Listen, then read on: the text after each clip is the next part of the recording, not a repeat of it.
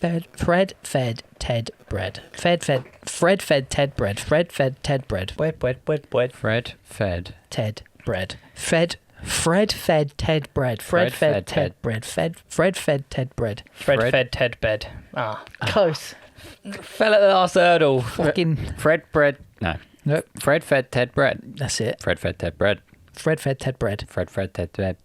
Damn. Ted fed Fred bread. Ted Fred fed bed. No. Oh. Not quite. Ted fed bread to Fred. Take the two up. Ted Fred bread. What was it? So it's Fred fed Ted bread. Fred fed Ted bread. Ted fed Fred bread. Ted fed bread Fred.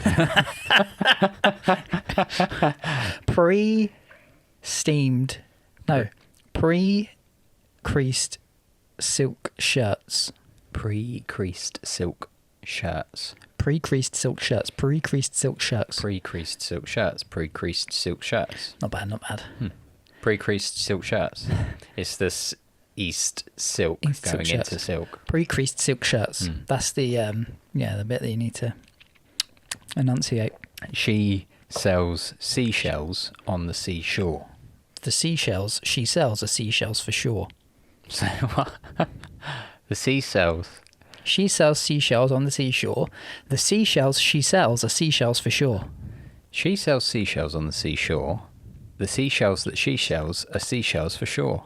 Ah, okay. You Squibs? never heard that next bit? No. Yeah. Bless ya. Now do that. Are we? do We're you rolling. spell Shall we give it a clap? Cool. Well, thank you for joining us, guys. We are back with another episode of the 4-4. My name's Andy. I'm joined by my good friend Skippy. Hello. And my brother Steve. Hello. Hello. How are we doing, guys? Hello, everybody. Hey, good. Yeah. Been up to anything? Oh, Not good. Not a great deal. Trying to Since think. last Great. Yeah, I was trying to think if there's anything musical that I've done. Oh, yeah. Our music podcast. Just noticed we go on a bit of a tangent of. At the start. But the problem I've is, done it's- this and I got married. It's because we just don't see each other, Yeah. apart from the once a week, to talk Yeah. music. We've genuinely got to catch up. I know what you've done this week. What? Oh, You've decorated. for those keen-eyed out there, they might notice a few changes. Ariana up here. Yeah? Any favourites? Yeah. She's a weird one, isn't she? She's doing a Michael Jackson, but without being black first. She's gone really fucking pale, isn't she? Yeah. I don't know what's going on there. I don't want to take the piss in case it's something really serious that we should Yeah, we just don't know. kept out of Yeah. Yeah, public eye, but she does not look well. She's the only modern day female singer I know that can whistle Yeah. with her voice. Pretty incredibly as well. Yeah, She's very good at it. she's very talented. Very talented. Yeah, she's nuts. Well, unless there's anything music based to kick this off with, Give us a whistle note. Huh? sound like Poncho when I step on him. I used. When he got his claw caught in my shirt the other week. Oh Yeah. my god, yeah, he Nuts. went crazy. Oh, Poor bless. little thing. He's 3. He is 3 today, yeah. Okay, that's Oh, solid. there you yesterday. go. That's Ponchy it. boy. It's the kind Poncho. of content that people I are will after. add a bit of Poncho because Yeah. everyone needs a bit of Poncho. Get a He's little bit punch up. Yeah. he's a lovely boy. Bless.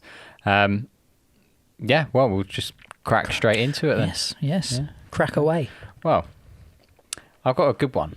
And Oh, we I'm love hoping. a good one. I'm really hoping. Well, I don't mind if you guys have heard of this. Oh, okay. I don't mind because it's still a conversation topic. Sure. We can still discuss it. Yeah, absolutely. Does the name Yes. Panchico? No. Panchico. Not Pantera. Panchico. Panchico. No, Spell but it it. sounds like it's the type of ham. Like it pancetta. Could be Like in the deli. pancetta, yeah. Yeah. Oh, yeah, I'll have a Like kilo small. of panchico, please. Yeah. Small pancettas or panchicos. Yeah, maybe. Well, that's a good start. As It's I not go though, is through this, you might go, oh, actually, I did hear about this. PANCHICO. Chiko. No, I've heard of So is CO. it like some Japanese thing, maybe? Oh, maybe. Well, we'll go into it. It's a Will be band. revealed. Oh, okay. It's a band, Panchico. Not fucking AI again, is it? Not AI again. That's next week. And the week after. Yeah, maybe. No, this I found out about this in you know the YouTube shorts Yep. Probably the only type of shorts, maybe Instagram, that I can actually stand to watch. Found out in about 15 seconds, like, there's definitely more to that story. So I did a bit of digging. And this is the story of Panchico. Panchico, here we go. Okay. So he's clocked, hasn't it? Something has. You know about it. A little bit. Go. Okay. Well, I might be wrong. well, it's not. Go on, say it, a and then we'll see if competition. you're right or wrong. I'm now thinking that there was a band who had the lead singer of a parrot. Oh, And I was Steve thinking, brought that was up that once. Panchico? No, that wasn't. That was. Because I was thinking like parrot. No, that was Hatebeak. Hate beak. Okay. Okay. Fine. All right. Sorry. We've danced around this enough. Who the fuck are All right, Panchico? tell us, please, because I'm losing the will. So Panchico are a band that back in 1999 formed in Nottingham, which isn't very far away from So us. not Japan. No. Not Japan, Nottingham. 16, 17-year-olds. Okay. That's a lot of them. Huh? Oh, sorry. Rivaling. What was it? Who's Crossroads? Blazing Blazing Squad. That's it. Yeah, so solid crew. Oh, them, yeah. Oh yeah.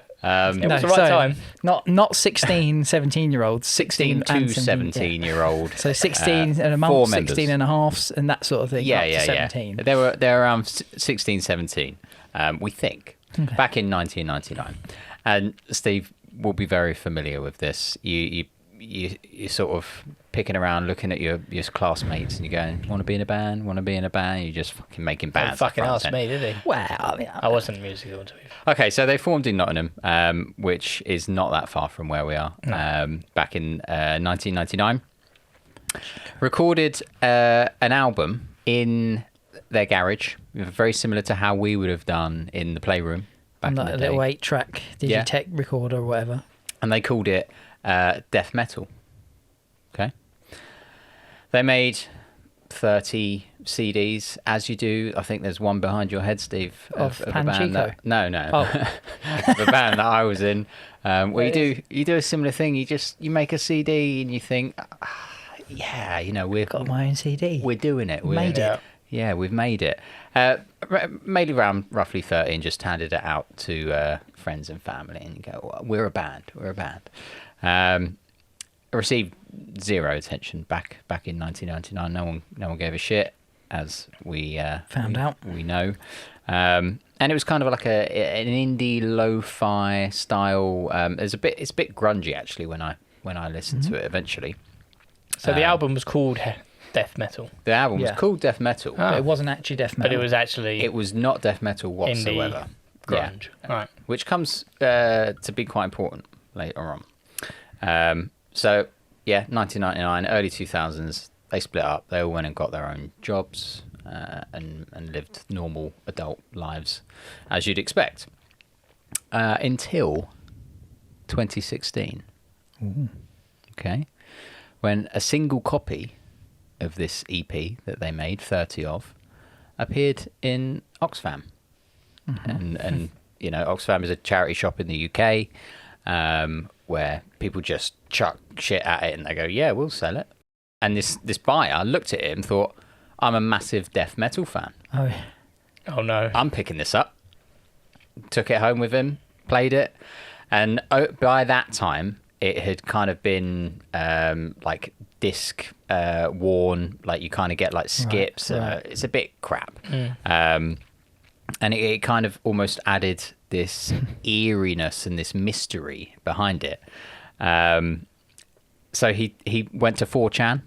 If you're aware of what 4chan is, basically a forum that's Like a bit... Reddit, but for wrong-uns. Yeah. I wouldn't advise going on it. But he took it to 4chan. And all that he said was, look, I found this disc and I quite like the music. Here's the music. I need to find out what band this is. And 4chan just launched. It just went on this, as the internet does, went on this 4-year-long looking spree for this band. The only evidence to go from, there was 2 bits of evidence. Inside the CD, they printed their 4 names, but they only printed their first names, as we probably would as kids as well. Andy and Steve. Okay. But one of those names was, I'm thinking it's Ewan. It's spelled Owain. Okay. Owain. Owain. Owain. Yeah. It's Welsh. It is Welsh. Owain. Well, Ian. there's always in Gavin and Stacey, wasn't it? It was Owain Hughes, and before you ask, no, he doesn't, and they all start laughing. Oh, very good. Okay. Owain, yeah. Well, it's quite an odd spelling of a name. It's an unusual name. And that gave something tangible to go on. And also people have managed to take the Oxfam sticker and work out. The guy that uploaded it must have disappeared from this whole thing long ago. But they went, okay, that's from an Oxfam shop in Nottingham. So they were the two clues that they had to go from to try and track down this band. Owain in Nottingham. So 4 years 4chan spent trying to find this band. They'd set up Discord servers just to hunt for this band. It just became like an internet thing. You know what these guys sitting on 4chan could be like. They were going through old gig archives, old MySpace sort of profiles, etc. After 4 years of amateur investigation, someone found a Facebook profile of a guy named Owain Davies from Nottingham. Proper Welsh. Matched up the time frames and went, okay, he's X amount old. That would make him 16 to 17 back in 99. From Nottingham, clearly interested in music. Sent him a message saying, are you the singer of Panchico? He just replies, yeah, I am. And then at that point, the mystery was solved. They managed to track down this Owain guy. He then found out about this major 4chan operation that was going. We're talking Discord servers, we're talking multiple thread forums, just crazy amounts of effort that people are putting in to find this band. He then contacted all the other band members and was like, by the way, that one CD or those 30 CDs that we made back in secondary school, someone's picked it up in a charity shop. I don't even know how it got to the charity shop. Someone's picked it up, and there's a major internet push to find out who we are. They had no idea. None of the band members knew any about this, as you wouldn't, because 4chan's quite a niche. Yeah. So he got the band back together, and they decided to re-release death metal. So they remastered. So they remastered it and released it on the 16th of February 2020, adding a few unreleased tracks as well. Very good. And again, internet fans just rallied around it. They couldn't believe after 4 years of trying to find out who this band were. They found them. Not only have they found them, but the bands agreed to get back together, remaster their tracks, add a few undelivered tracks again, and they officially reformed. They then go on to release another album in May 2023, another album in 2025, and currently they have 2.18 million monthly listeners on Spotify. Wow. Panchico. I was going to say, did they tour? Did they do a gig? They've UK, US, Europe. They're touring. They're a band. Yeah. And we're talking, so that was back in 2016 versus 17 years have gone by since they decided to just make that CD, thinking nothing of it. And now they're a known touring band. Is that not just mind-blowing? It is. It must be really difficult as well, because to go back and start playing songs which you wrote when you were about 16, let's be honest, they might not be the best. Yeah. Don't matter. For you, I'm trying to think of the name of the song, but for the Croft. Yeah. To Break a Freak's Heart. To Break a Freak's Heart, yeah. Could you, if somebody picked up your album today and said, you have to get the boys back together, we're going to re-release it, we're going to tour with the Croft. I mean, I know you're still friends with the guys, so you'd be like, this will be hilarious. Yeah. But you're also like, you have to drum the tracks that you wrote then. Would you be ecstatic? I hear what you're saying, yeah. Yeah, you'd want to change things, wouldn't you? Why did we play it like that back then? But then would the fans let you change it? Because they're like, this is what we like. Yeah, I mean, is that a version of selling out? Is that a form of selling out? Like you're playing it because that's the original stuff, though. the OG, isn't it? It's the OG. Like, yeah, I'd play it, but obviously they've gone on to release new stuff, so they're playing that as well. Yeah. So you'd have a bit of a yeah. But everyone was like, we only want the first song. We want the first album. Yeah. And they were like, well, here's one for a new track, and everyone just walks to the bar. It just blew my mind because but they've now got a career out of it. Oh yeah, 2.18 million monthly listeners. Mental. That's big time stuff. It's kind of the dream, isn't it?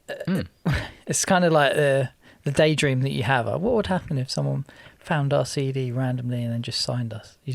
Like, what would happen? Like, would we have to play those songs? The funny thing that I found with this is we've been in that headspace where we go, should we make 30 CDs? Should we burn some CDs and we'll hand them out to our friends at school, thinking that something is going to come off the back of that. God knows how many people have done that and nothing has come off the back of that. Stack of CDs weren't cheap back in the day. Yeah. For 15-year-olds to make. I just found, like, even the name death metal, if they hadn't have called that album death metal, this death metal fan wouldn't have come and found it and gone, I like death metal, I'm going to buy this. He could have just walked on by and none of these guys would still be working their normal lives. No one would be any the wiser. He decided to shove it on 4chan and what go. What a fucking distribution, though, that is. Yeah. So now, if you wanted to, you could just go make a load of CDs and just drop them in charity shops. See if one picks up. And they'll be like, oh, just donating it, and then just be like, yeah, you can sell this. It's like having a distributor, but for good cause. Yeah. Although the charity shop in Stortford is full of CDs. Like you'd is it? Yeah. The Echo, Echo. Yeah. And the environment one. There's so many CDs in there. I always have a glance at the vinyls every so often. Yeah. I can't remember the name of it, but it's when you go down the stairs by where Pizza Hut used to be in Stortford. Yeah. It's like on the bottom there, they always have them out on the side there. There's loads of books in there as well, isn't there? Sometimes a musical instrument or two. Yeah. There's a record store in Dunmo. I've heard this. I haven't been there though. But like original prints, or like reprint. Oh, okay. I might have a look. And reprints, but yeah. We went in there.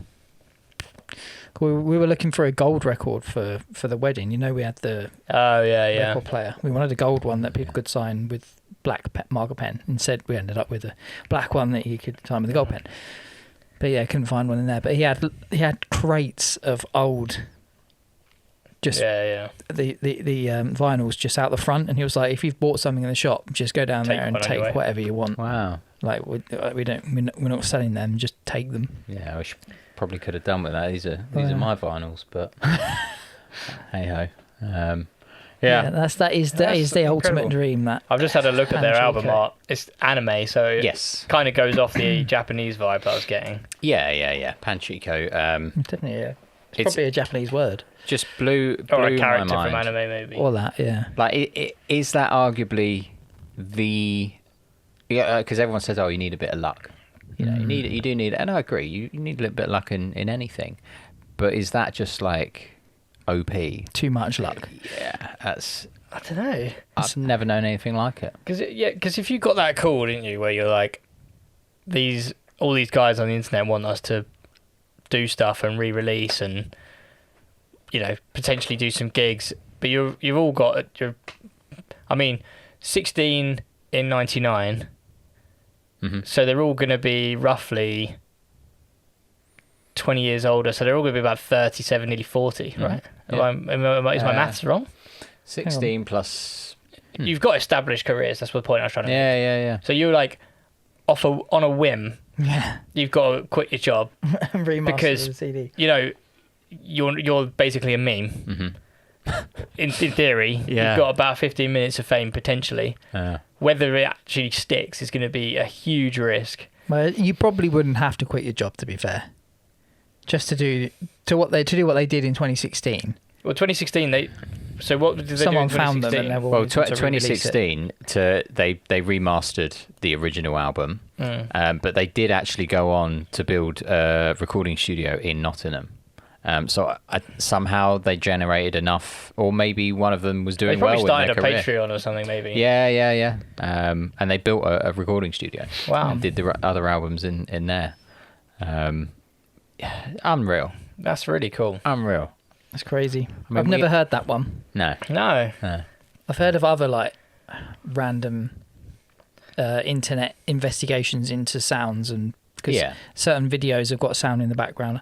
I can't remember exactly what it was, but this sound clip in the back of a video, it turned out to be that someone found it somehow. It turned out to be from like a 99 porno or something. Oh, okay, yeah. I don't know how they found it, but yeah, certain shit like that I've heard of, but not Panchico. And you said you listened to the song, but what was it like? It is lo-fi, but there was it didn't mention it in any of the articles, but I got a lot of grunge vibes from it. But then when you were listening to it, were you taking it from a stance of, actually this is pretty good, or were you like, this just sounds like every other garage band that I've ever heard?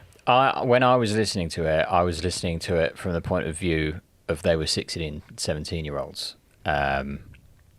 And to be fair, it's actually all right. Like I don't think I was making music like that when I was 16, 17. It kind of even still sounds current today. I mean, by all means, put some on. But it's quite lo-fi, indie, grungy. I guess it's coming out of that 90s era, isn't it? You know, Nirvana and all of that. Which we have kind of circled back to a little bit nowadays. Yeah. 90s is fully in right now. It's ridiculous how 95 everything is. Yeah. Panchico. Yeah, Panchico. But I was just having a look, because like, and you said, 2.3 million monthly listeners. That's incredible. It's nuts, isn't it? Because I'm pretty sure, like, name another relatively big band. Sleep Token?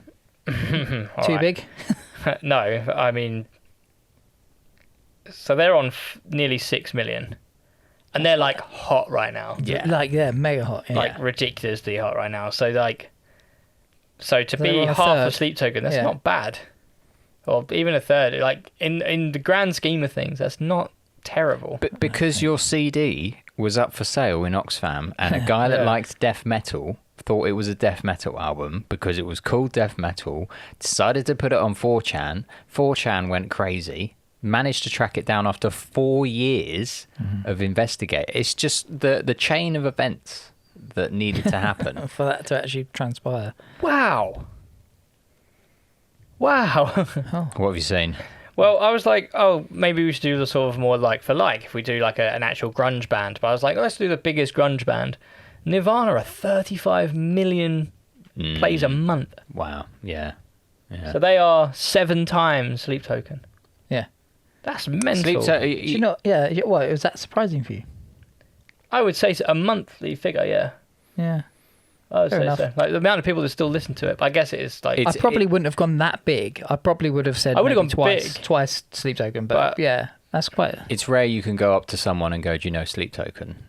Like, if you're in the metal or rock scene, you're like, yeah, of course. Or like just, if I met someone on the building site. Yeah. You go, do you know Nirvana? And they go, yeah. Well, yeah, true. Yeah.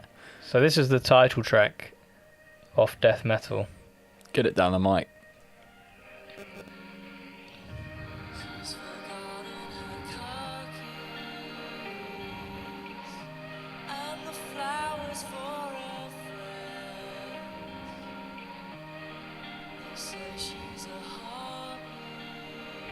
Does get into it a bit. I was going to say, does anything happen?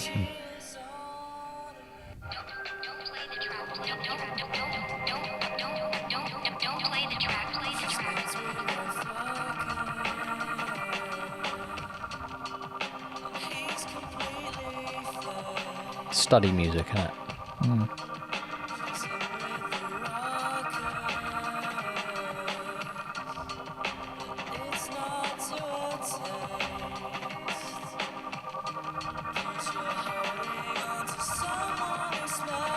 This is the remastered version, I'm assuming. Depends what. God, I'd hate to hear a worse version. Yeah. Did they re-record? Remastered. Okay. Remastered. So they didn't re-record, they just Don't believe so. picked it up. Because that doesn't sound like it was recorded on an 8-track.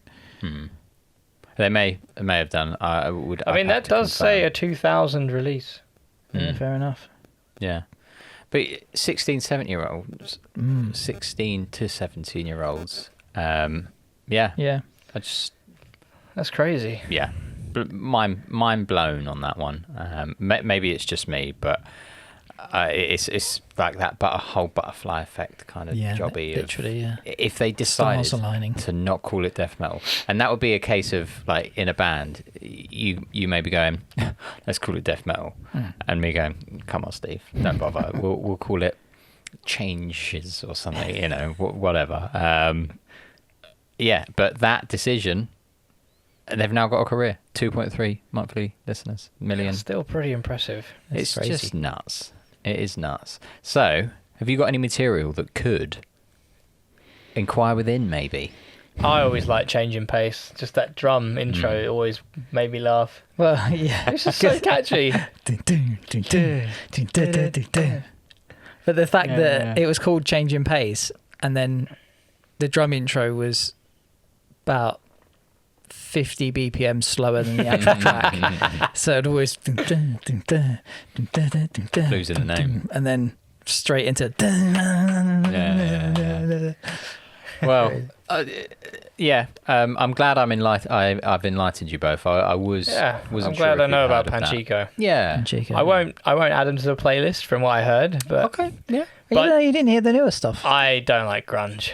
Oh, fair enough. Yeah, I just can't stand it. Whiny bitches. Yeah. Which he was. Not for you, yeah. Just the story in itself, though, amazing. We interrupt episode 8 of the 4-4 podcast to bring you some previously lost footage. What you're about to hear is an interview recorded during episode 6. Now, when we say lost, we mean Skibby lost it. Found it, lost it again, and then found it again. Rest assured, this might happen again, as we are no production team, which explains why we've now inserted it directly into episode 8. No context, no warning, just straight in the middle. Don't forget to like, comment, and of course, subscribe. So today's guest has made a name for himself by being something which I found a little harder to label. So he's a guitarist, but not just that. He writes, he records, he produces, he sessions, he reviews. He's the poster boy for brands like Taylor Guitars and Neural DSP, endorsing their guitars and their technology by displaying their potential to the world via his Instagram and YouTube channels. Along the way, earning himself the moniker of Digital John. Mm-hmm. If you've been anywhere near the Neural DSP Instagram, you'll have seen Digital Johns playing. Expert musicianship, incredible dexterity make him, in the eyes of some of the guitar world's most influential players, a real name to watch out for. Okay. He's collaborating on his own tracks and holding his own with incredible guitarists such as Instagram revelation Baxty and Mastodon's Nick Johnston, and making regular artist appearances at guitar and gear shows across the globe. Wow. Honestly, I can't tell you how good this guy is at guitar.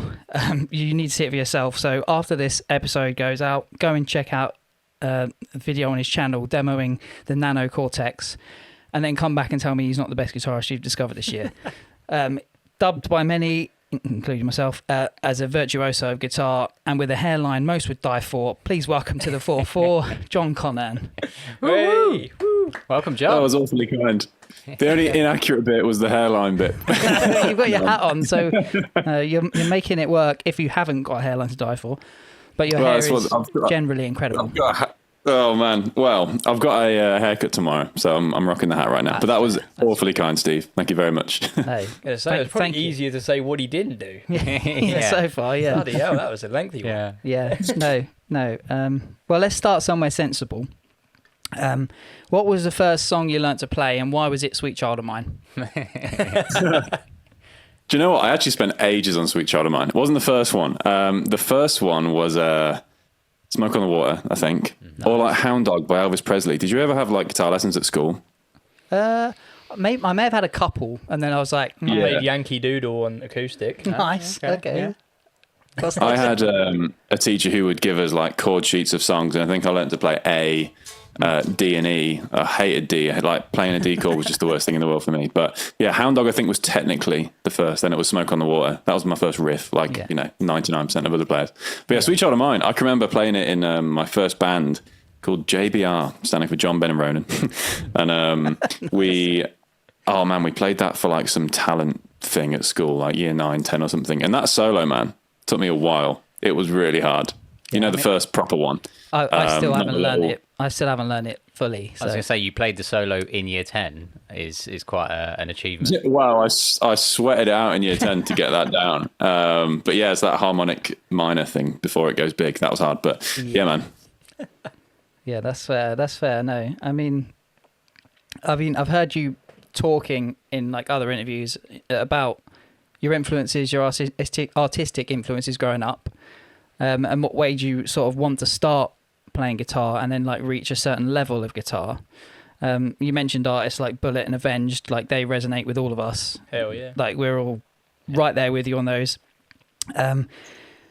But they were sort of, they're like definite inspirations for me as well, which tells me they're really important artists, and not only for myself and yourself and Skibbs and Andy, but for like a lot of people. They're the ones that got people into it. So I feel like you're pretty well placed with your work with the guitar shows and that to sort of answer who you think are the guitarists currently coming through that are offering that sort of spark, apart from yourself. Mm-hmm. Well, that's kind. I think nowadays, like in terms of bands like that you were mentioning, there aren't that many guitar-y bands anymore that are, especially in that kind of forefront position, like Avenged, Bullet, and even Disturbed, even though that they're kind of a bit older now. But it's more. I mean, there are guitar-y bands like the ones that I can think of right now are like Bad Omens, Sleep Token. Yeah. In the kind of big money mainstream, for lack of a better way of describing it, but. I mean, there's tons of guitarists. It's just like the guitar is now in the kind of wider sense of culture, a bit more of a background thing. Live, it's kind of, it comes back in the odd solo moment, but really I feel like it's not a forgotten instrument in that sense. But yeah, the early 2000s was like the peak of the guitar, and especially like modern metal music and getting that mainstream thing, which is what, we all kind of grew up in. And I still love, like, My Chemical Romance. I love My Chemical Romance as well. They were a big band that not many people mention as like guitar-y. It's basically Queen, again, in terms of guitar stuff. But modern players, like obviously Baxty is a big one. Super young, and he's just blazing all over the place. Like when you have endorsement from John Petrucci and guys like that, it's like, you're sorted then. But Baxty, who else is kind of smashing it? I mean, guys like Jack Gardner. Jack's doing amazing stuff at the minute. I mean, there's just so many. I don't want to kind of miss anyone out by just saying a few names, but those are the ones that come to mind of like the neural scene. The nice thing about being in that neural scene is like, and also the worst thing about being in the neural scene is that I brush shoulders with like literally the best guitarists on the planet, which is awful for my confidence because it's like really overwhelming. But it keeps me to a kind of standard that I feel like I need to be competent at. So it has done me a lot of good, and I'm very, very grateful for that. But I mean, if you just go on the Neural DSP Instagram, there's loads of people that are doing amazing things that could play me under the table any day. So it's cool scene to be a part of for sure. Yeah. Out of interest with the neural scene, we actually had a guest on. Sean from Loki Films, who did a bit of recording. Have you come across him on any shoots at all? I might have. I feel bad if I have and I can't remember, but it was just curious if you had, because I remember he was sort of talking about sort of the guys from Machine Head coming from Neural DSP and how it was like a big thing for him to, as a massive Machine Head fan, to sort of come across him. But no, it was just a curious, just weird crossover that I don't think you guys know each other, but you just happen to be working on the same projects. But no, it's just we might have crossed paths. I'm really bad at remembering names. I used to be a teacher, and I was awful at remembering names, even as a teacher, which is really, really bad. But remember a face, 100%. If I saw his face, I'd be like, yes, I know you, or I don't. You'd reckon he's got a massive long beard, like a Viking. Oh, sweet. But yeah, that's cool. I wanted to ask you a little bit about the guitar shows and stuff like that, because well, as far as I can see. And I've obviously known you for coming on for 10 years, but it's only been sort of in the last couple of years, maybe 3 years, that's been a thing. Is that accurate, or am I wrong there? Yeah, I think I did my first ever like clinic at the UK Guitar Show. I think that was 2023. So that was kind of after the world opened up from COVID stuff. I don't know whether I can say the C word on the podcast. Sorry, it might be a little COVID notice. Yeah, the C word, the worst C word. And it was just after that, 2023, and it was kind of all new to me because Andertons and Neural had kind of popped off over that time and everything was very online, and now it's like, well, you've got to do it in person. So that was kind of stressful but fun at the same time, because I've been, like you said, working on loads of music that I wanted to show the world and see how it actually went down, not just through the format of a phone, which is really cool. It was very overwhelming actually, because that guitar show, I think there was a lot of people going like, well, what's this guy kind of about? And there are even people like Tom Quayle at the back of the room, like just ridiculous guitar players. And when you see Tom Quayle and even guys like Paul Highmarsh at Line 6, who is actually like a big hero of mine, because I don't think I'd be doing this without Paul. Even though there's kind of professional rivalry there between Line 6 and Neural, every time I see Paul at I was just at Guitar Summit, I was like, appreciate it, man. He was there at the back of the room, so I was like, man, he saw me in my first pod at the Guitar Show 2014. That's kind of stressful playing in front of him. But even, him and guys like Tom would pat me on the back afterwards, be like, that was great. I was like, oh man, really, really cool. So that was 2023. But yeah, since then, NAMM a couple times. And it's just really, really nice to be asked to talk a load of rubbish. Is what it feels like. But, that people want to know my experience, and if I can help with any experience that I've had, then amazing. But it just feels nice to be asked to do that kind of thing. And when people always ask you questions and give you the time of day to say what you got to say about, at the end of the day, subjective music and your opinion, like, to be given a mic and a loud PA and a guitar amp to be loud and obnoxious for like 45 minutes to an hour is really cool. And then have people turn up that you wouldn't think they would in the first place is really, really nice. And it's not lost on me. So yeah, it's good fun, all of that. Yeah. I mean, for people listening that don't know what sort of Guitar UK or NAMM is, give an example of like a day at a guitar show for you, for like an artist doing what you do at a guitar show.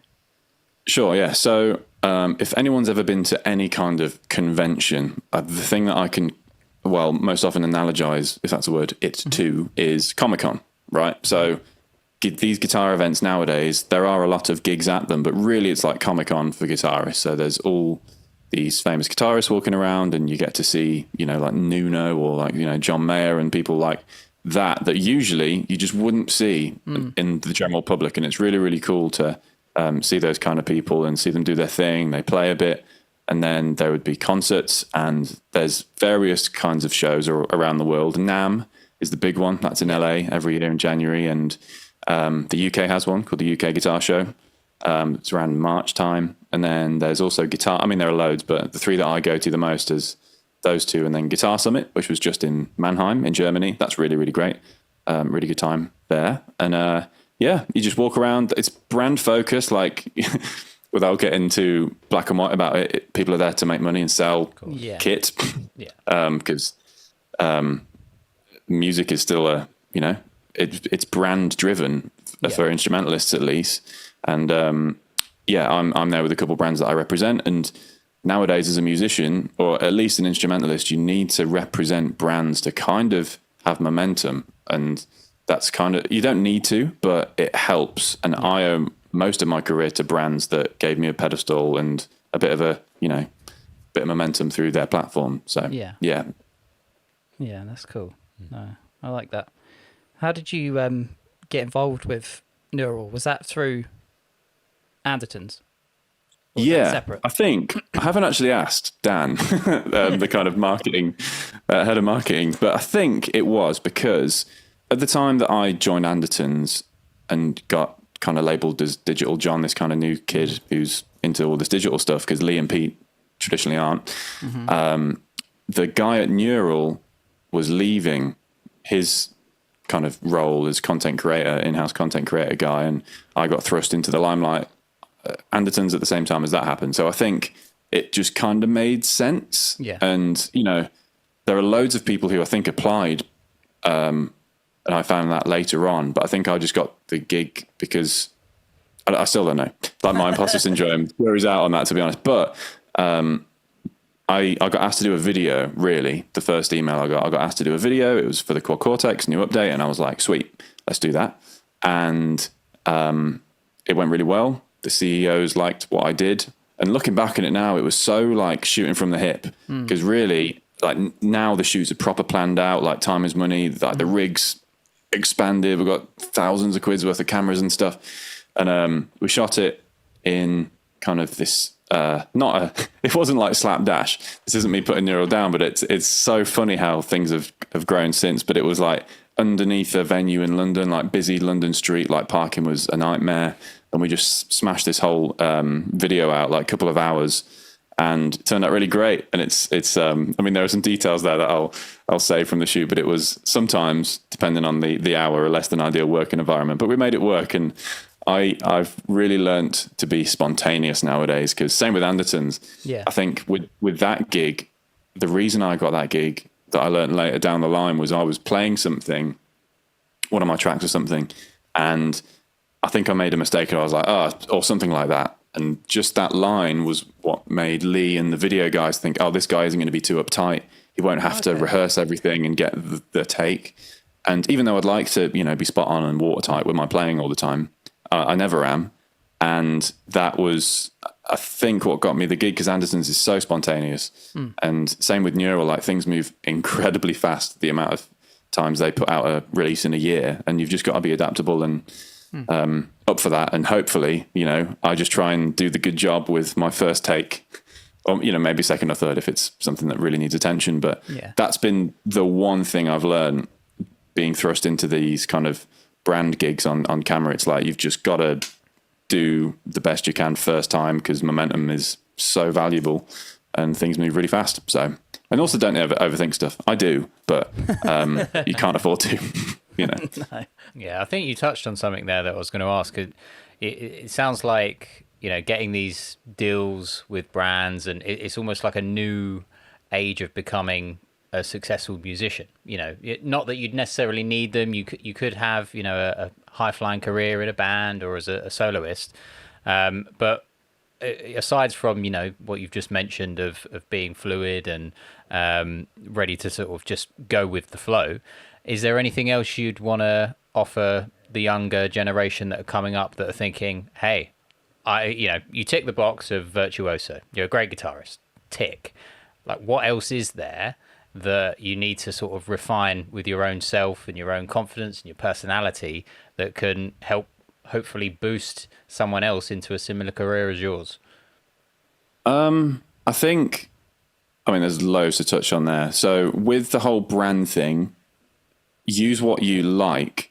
And from the ground up, like, my main thing to take away from all of this would be like, don't fake it. I know everyone says like fake it till you make it, but if I was faking it, eventually I'd be found out, and then I'd just have this overwhelming sense of like, well, I've got to keep faking this thing that I'm not really involved internally in. So I've never understood fake it till you make it. I've never really faked it. Like I don't know how to. I'm an awful liar. So be genuine from the ground up, in the sense of like, make the music you want to make, even if no one on your Instagram followers list is going to like it. Like, make what you like and use what you like in terms of brand stuff, because they will eventually see it. Social guys aren't stupid. They're not blind. They will see their notifications. Like, and if you really believe in what you do and you're passionate about it, that will translate into good. I don't want to say good, because it's, this is all subjective, but stuff that is genuine and believable and hopefully cool. And that, I guess, is what lined up with me and brands. And, it started with like G7, Taylor, and this was all just from Instagram tags. It wasn't from anything mental. It wasn't like a headshot of an email to the head of Taylor or anything like that. It was just an Instagram tag, and it worked out, right place, right time. And I didn't like spam it. It was just, I had a life to live as well. I didn't make my life about making videos. I went out and gigged and just had a wider musical experience. I think that's super valuable. Like, people get very tunnel vision about videos nowadays, and it kind of sucks all the joy out of it. If I just did videos nowadays, I would probably be there as well. But most of my life isn't actually with record going. It is right now. but most of it is like making stuff in Logic for fun. And I was doing it before this call. Had like half an hour. I was just working on an idea and keeping it fun. And actually quite a lot of it is driving to gigs. Like most of it is in transit being a musician, as you guys know. But yeah, so have a wider musical experience. Don't really fake anything that you do, because you will feel, well, I hope you will feel bad if you fake it, because it's just not a good plan in my head, unless you want to use it as a way to get in with something. But then that just feels disingenuous to me. And yeah, if you genuinely, this is awful English, if you genuinely are genuine, you don't have anything to hide. People are going to see you for the person and the musician that you are. And it's whatever happens, happens then. You've given it your all. You didn't fake anything, and you can go to bed with a clear conscience. So yeah, that's been my kind of game plan, and so far so good, you know. I think it's really good advice, because it's so difficult, especially for young musicians, to look at another musician on Instagram or on YouTube or whatever and go, that's why they're successful. I'm going to do that, even though that's not who I am, that's not the musician I am, but that equals success. So no, I think that's really good advice. Yeah, cool. Yeah, hopefully it helps someone, but that could also be awful advice for someone in a different scenario to me. Maybe you need to fake something to get the gig that will lead to the next thing, but you know. Yeah, of course. Yeah. I'm the opposite. I look up the guy from Polyphia, Herr Henson, and you realise how good he is, and you're like, yeah, fuck this shit, I'm going to do something else. Down. The guitar goes away for a while. I'm going to go play football. I had to do a Polyphia. We do this thing with Neural DSP called Staff Picks, where we collect user presets that they've uploaded, and I had to learn 5 Polyphia riffs, and it was the most stressful week of my entire life. It was awful. That is so mean. What, on right now? Do it now. Oh no! I'll butcher it. What are you playing? Firstly, tell us about the guitar you got there. Yeah, so this is an UPEG, which is from Japan. I've forgotten what UPEG stands for, but I met them at Guitar Summit 2 years ago, I think. And actually, I'll show this camera. But it's kind of like, you know, humbucker, single chord. Actually, I think it's P90. Les Paul style controls, just 3-way, nice and simple guitar. I just like guitars that kind of do everything. And I love, you know, I'm in a very privileged position where I can kind of play what I want nowadays. I really want a telly. It's the one guitar I don't have right now. Like I'm in the market for a nice telly, but this is kind of a bit of a telly, bit of a Les Paul, bit of a Strat sort of thing. Everything. So now I've waffled on about that. I mean, where is like a clean? I was going to say, are you into a Neural at the minute? Yeah, I'm into a QC. This camera will see it. I've got a very nice, this is a plug, black and white Andertons exclusive collab Quad Cortex. Everyone go and buy one. Nice. And it's so pathetic how a color of something can change your attitude to it, but it totally has. And I've been using this thing for like years, and I'm excited to use it because it's black and white. It's really pathetic, but it's good fun. So, chorus. So yeah, that Polyphia thing. Let's get some volume. That's kind of relatively accurate. So it's, I mean, for those of you who aren't aware of Tim Henson, he is what people would kind of call flex guitar. It's the best way to describe it. It like looks very flamboyant, and there's loads of pyrotechnics, you know, on the video. Not literally, but it's like, it looks hard, and it is. But it's I think he writes it in Guitar Pro, so it's more of a composed part, and then he has to figure it out on the interface of a guitar, which is one of the worst musical interfaces in the world, a guitar. It's literally an instrument of compromise, and it's messy and it's strings and everything. But that I'll do this so you guys can kind of see it. But that, I think it's called Goat, I think. Yeah. Oh, that's a tight gate. Let's take that back a bit. Oh, noise reduction 100%. Who dialed that in? Not me. So this bit is really hard. There's like a tapping bit. What is it? No, I've forgotten it. No.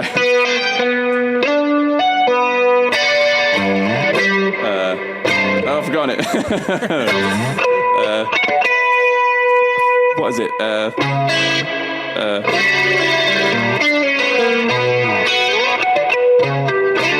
Then this bit is really annoying.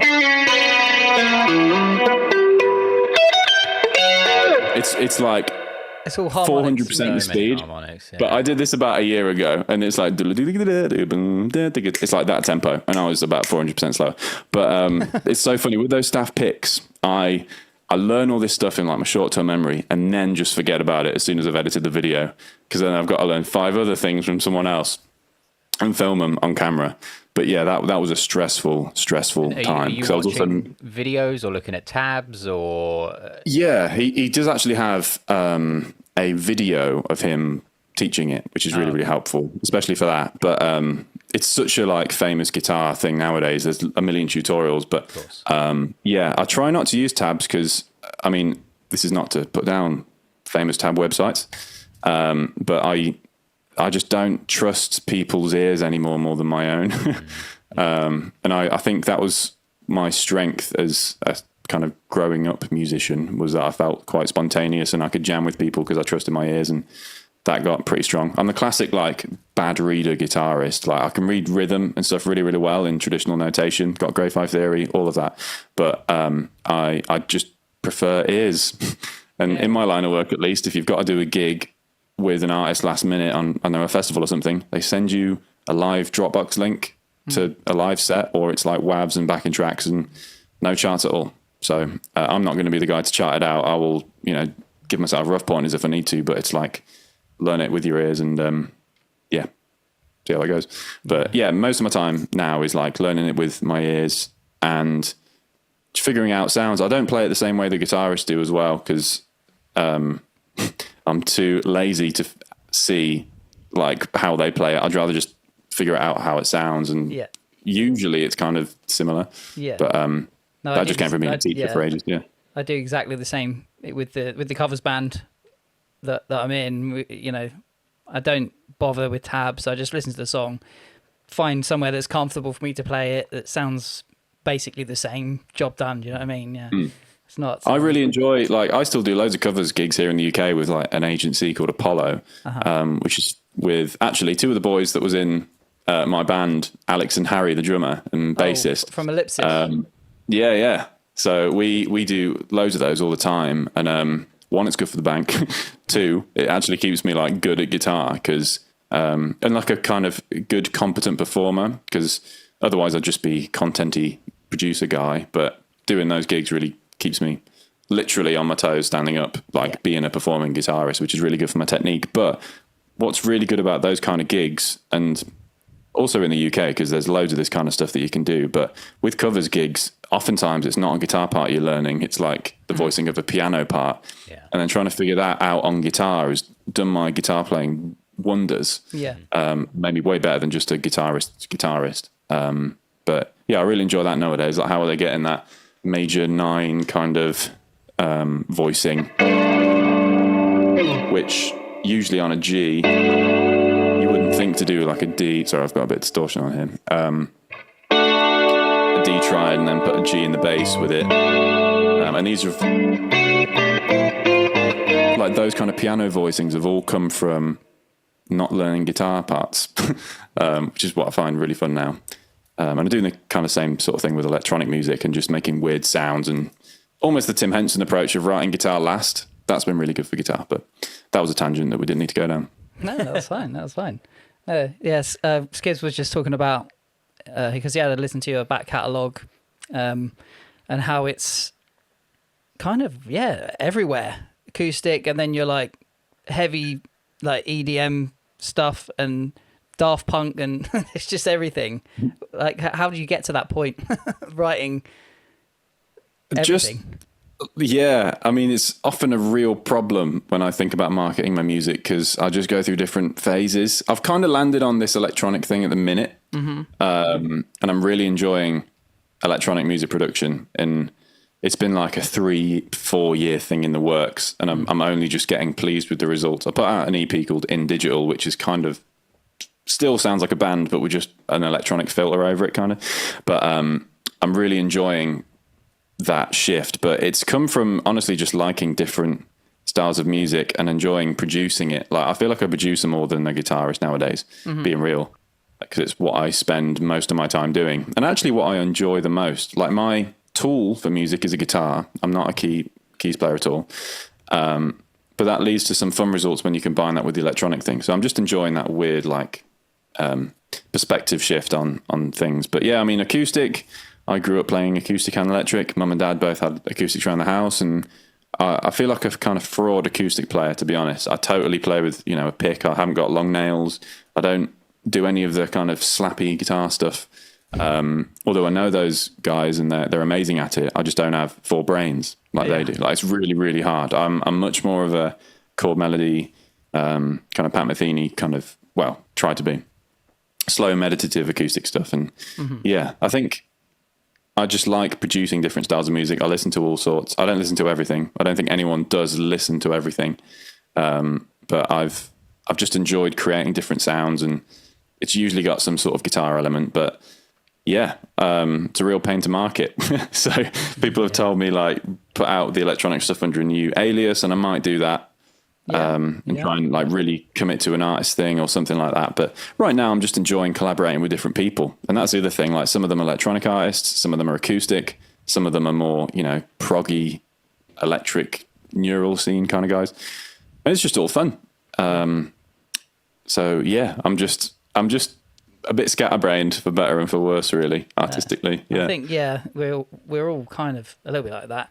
Like Andy was saying the other day about finding finding your lane where you want to start writing. Yeah, my issue is similar to you. I started on drums, which wasn't super helpful for becoming a producer. But yeah, my issue was I would sit down and just express, you know. But then when you put them all together, you're like, I can't make that into an album. Who am I appealing to here? So yeah. Have you heard Nate Smith's drum album though? It's just drums. yeah. Good. But he did it. Why not? Yeah, it's an idea there. Yeah. But yeah, it was just really, really difficult to, again, sort of think, well, who is my audience? You know, does an audience exist, or am I just expressing myself as an artist? And it sounds like you've managed to do that, but with success, which is great. So yeah, congrats. Thanks. Yeah, I mean, I would like to really dig into my original music more. I've had to put it on the back burner for the sake of the kind of brand gigs like Andertons and Neural.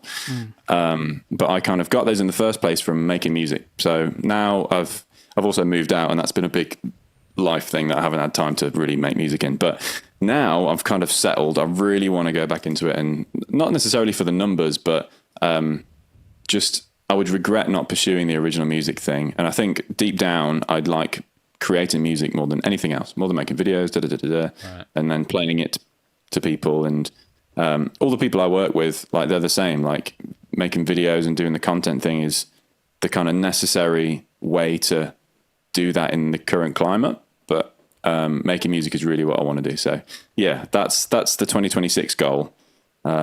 As well as just do everything else at the same time. But that's future me's problem.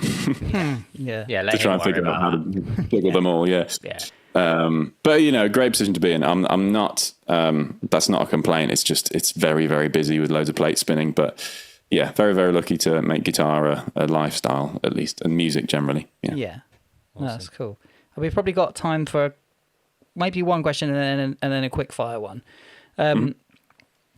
Do you want a nerdy question or a nostalgic question, or what are you guys feeling? Any of the above, whatever you want to do. Whatever I want. He's a massive nerd. So. No, I don't. No, it's not that. It's not that nerdy, to be fair. Let's hear the nerdy one. The nerdy question. Let's go. I've seen an interview. I'm pretty sure it was Chris Buck, and he was talking about his picking style and when he's changing from picked to finger style. And he said about how he tucked his pick into his finger. And I noticed that you did the same thing. Now, are you copying him, or is that just a coincidence? No. So that is a great question, actually. When I was a teacher, I used to tell students, like, I've had it in here, this whole interview, without even thinking about it. But there we go for that camera. Basically, it's the way that I get around every kind of stringed instrument now. Like, it's just like my technique for bass guitar, acoustic guitar, whatever. And it means that you can have either the texture of a pick, which is obviously very snappy. Oh, roll the tone down. So, you can get and that's impossible with a thumb. Like, you literally just can't get that with your thumb. But then if you want the, I don't know, the kind of softer thing, which is really good for the kind of bouncy.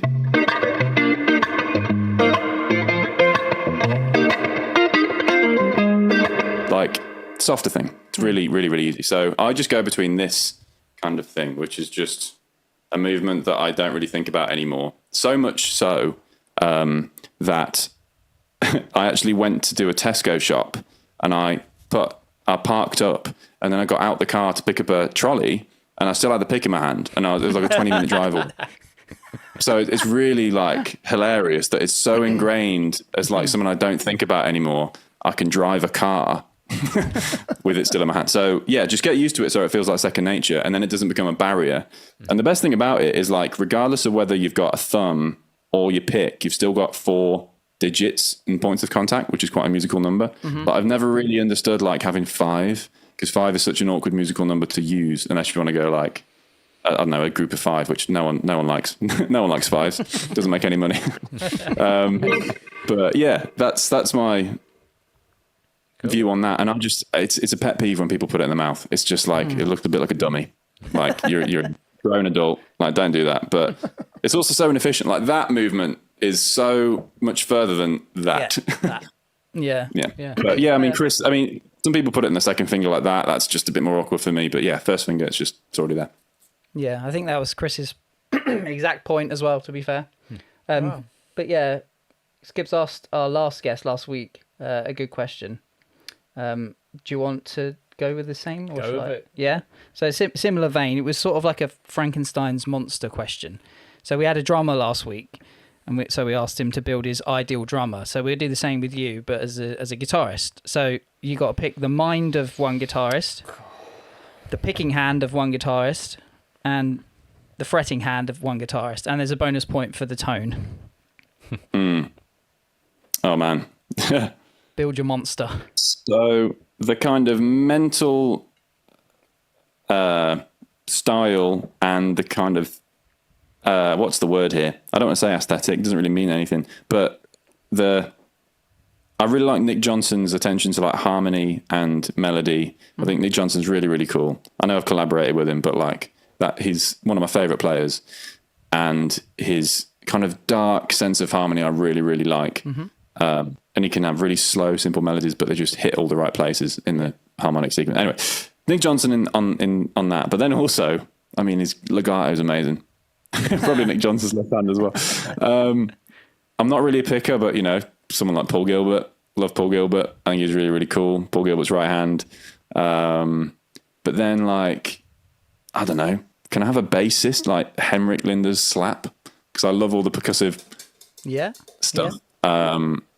And quite a lot of the time I play a baritone and bass 6, and I just love the percussive stuff. So, yeah, some bassist thrown in there would be good. But, yeah, I don't know, someone else on the left hand, like, Guthrie. Why not Guthrie? He knows. He's got no uncharted territory on the fretboard at this point. But, yeah, I'm not really into, I am into 7-string and 8-string guys, but I feel like a 6-string player. Like, I played a 7-string the other day, and I just don't have the mental geography for it. So they're all 6-string players, but yeah. My answer will probably change tomorrow. It's one of them. Yeah, that's true. Awesome. Nice one. No, sweet. I think that's pretty much about it, I think. Yeah. Thank you very much. Yeah. So, sweet. Top man, thank you for coming down. Not coming down, but coming on. Yeah. Next time. It was maybe a pleasure one day. to sit down. Yeah. No, we've got a bigger studio. Yeah, thank you, gents. This has been fun. Yeah. Nice Top one. Man. So, yeah, if you want to check John out, his Instagram is just at John Connearn. Is that right? Yeah, John Connearn, Connearn. It's an awkward surname. Yeah, and YouTube is John Connearn Music, right? Yeah, John Connearn Music. The rest of it should be John Connearn. The only other John Connearn is my uncle. So either way, you'll get to one of us. But yeah, I've realised the only guitar I've played on this has been a really bad Polyphia thing. But I'm better than that usually. Everyone. Put you on the spot, dude. It's relatable. We'll link at YouTube. They can see it all there. Don't worry. Yeah, nice. All right. Well, thank you very much, gents. This has been fun. Yeah. Thanks, dude. Nice one. Pretty seamless, don't you agree? You didn't notice a thing. Again, don't forget to like, comment, and subscribe for more. Back to episode 8 we go. Well, it's funny how you say about the internet being a good thing for music. Because I think the internet's a fucking bad thing for music. So... Swings and roundabouts. I think we've got a rant coming. Yeah, here we go. Fucking... I'm just going to smash a rant button, but I don't have one. Yeah, we can get that. But, yeah, exactly. I know we all have like reels, shorts, TikTok, whatever. Scrolling through, and you come across a musician. They could be good, they could be bad, they could be a well-established musician, and post something that really fucks me off. Yeah. And this is just something where I might be completely on my own with this one, but this one was I came across a video of some people singing in a kitchen. Okay. Harmonising in a kitchen. Have you seen these? I've seen that. Yeah, it's quite a viral thing, isn't it? Viral guy. The two guys. There's two of them, I think. Yeah, Anthony, and I'm going to butcher his last name because I even wrote it down, but I don't know how you pronounce it. Yeah. But it was Anthony Gargula. That's a good shout. Gargula. Possibly. But your friend even popped up, Jacob. Oh yeah. Collier. Collier. So they were all doing Bridge Over Troubled Water, 4-part harmony. I was like, okay, this is kind of nice, but it's quite heavily edited. You're not just sitting in a kitchen on a boom mic. And what pissed me off the most, or not even pissed me off the most, what pissed me off first was there was this whole bit about all these crazy runs, and they're clearly very talented vocalists. And I mean, Jacob Collier, we've all talked about anyway, is crazy talented anyway. They all doing their parts, brilliant. It was too clean. Right. And then at the end, the guy goes, woo! And that had an echo on it. Okay. So you could clearly see that it was pre-recorded and then heavily edited. But then what kind of annoyed me about this was I was like, well, it's clearly been, and I even looked into it, it's been proven that it has been. But what I really didn't like about it was going through the comments. Everything was everyone saying about how fantastic it was. Yeah. Then you found comments where people were arguing with themselves. So they were like, oh my God, that was like the best thing I've ever seen. Their next comment was the same person going, well, if you don't like it, like, fuck off. So they've clearly deleted any comments from Bad people comments. saying that, well, it's good, but you've clearly, like, edited it and stuff. And they get rid of that. And then I'm like, okay, what is this now? Is this becoming more like a magician that's sort of saying, here's my trick? And then if someone says, well, I know how you did it, and they're like, fuck off, just enjoy the magic. So am I supposed to sit here and just say, just enjoy the music? Or am I supposed to be... Because the way that they're sort of marketing it and the way that they're putting this stuff out there is... We've done this live in the kitchen. Yeah. There was no... it was, look, we're doing this right here, now. As soon as it starts, there's 4 of them in the kitchen. They've all got their parts. They all just start singing. And then they're like, oh, guys, we smashed it. Yeah. And then you're like, okay, but it's clearly heavily edited. But then it's like, are you trying to make it so relatable that I'm so amazing that I can just go into any kind of scenario and sound better than anyone? And then for me, that really kind of puts it a bit of a downer on people that are seeing that and be like, well, I can't get anywhere near as good as these people, and they just do it off the cuff, so why would I even try? And then that was just sort of what really started to annoy me. And then I saw that, Rick Beato actually picked up on a guitarist. Okay. So similar situation. There was a guitarist who fucking wound everybody up, but not for this. Italian guitarist Giacomo Tura. Right. And he would sort of, and it's not unheard of, right? He would have, a sample pad, he would have synth, and he would just, and looping, and he was looping everything and then just go into a fucking solo. Yeah. And I'm like, okay, he's not doing it live, sick guitarist, don't get me wrong, like everything about this is amazing, but he's clearly pre-recorded, making it up as he goes along and makes it look like he's doing something amazing. And then, you know, for him, it then got even worse when he was sort of collabing with people and doing solos, but he actually got found out that he was stealing the solos from people. Oh, okay. But then he would have a Patreon, so drum up all this support of these like pre-recorded fake videos, just thinking of him on Instagram just doing stuff off the cuff. Then he would like, people on Patreon would like buy the tabs for the solos that he stole. Right. And you're like, wow, what a bell end. Yeah. But so I kind of grouped them together because it was kind of the same thing. But what Rick Beato then said was, you know, just enjoy the music. He was saying that where, like some to the magician analogy, it's whether or not he's doing it there and then on camera is irrelevant because he is still creating. And I do kind of get that view. But what I think really annoyed me the most about these kind of things, and I'm not going to just say these are the only guys doing it, because you scroll through any musician, it's always just like, oh my God, me singing in the bathroom. And, you know, you're just like, and do you know what really annoys me? People that do live one take and you can hear like the reverb in it and stuff, and then suddenly it just changes. Like it changes to a recorded version and you're lip syncing. And I'm like, just embrace it. Just embrace the fact that it's not live. Like if you just say, oh, I pre-recorded this, but I'm going to like smash out this kind of lip sync video for you to promote my music. Absolutely fine with that. Mm-hmm. But as soon as you start to try and hide the fact that it's not created in the spur of the moment, they sound a bit like, oh, why are you sort of trying to be such a dick about it? But that's kind of my kind of thing about it. And I want to see your view on whether am I on my own in this one, and it's kind of like, just enjoy the music and just enjoy the creativeness, or is there an element of they're trying to dupe? Plenty to digest there, really, because you could compare it to anything, right? In the sense of any track that is produced now. I Prevail. I was watching them record their latest album, but they will record a verse, stop, have a breather, listening back. I'm going to retake that again, do that verse, then do a chorus, stop, and they were doing it, breaking it up in chunks. But by the time it's delivered to your ear, it's a complete track.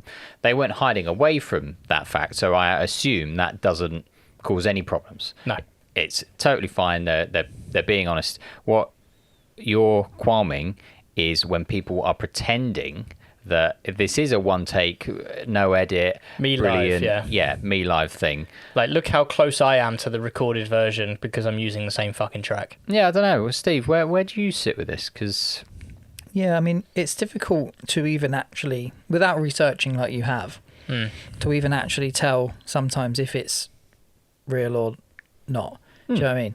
Like if even for me to sit and watch something, it might sound like it's not live or pre-recorded, but they could have done anything to the audio on that to make it that way. Do you know what I mean? They could have just left the room sounds in for their speaking at the start and then edited only from when they started singing and maybe compressed that and done whatever, added delay, reverb onto that part and not the first bit. So it does sound completely different, but it was still a live take. Yeah.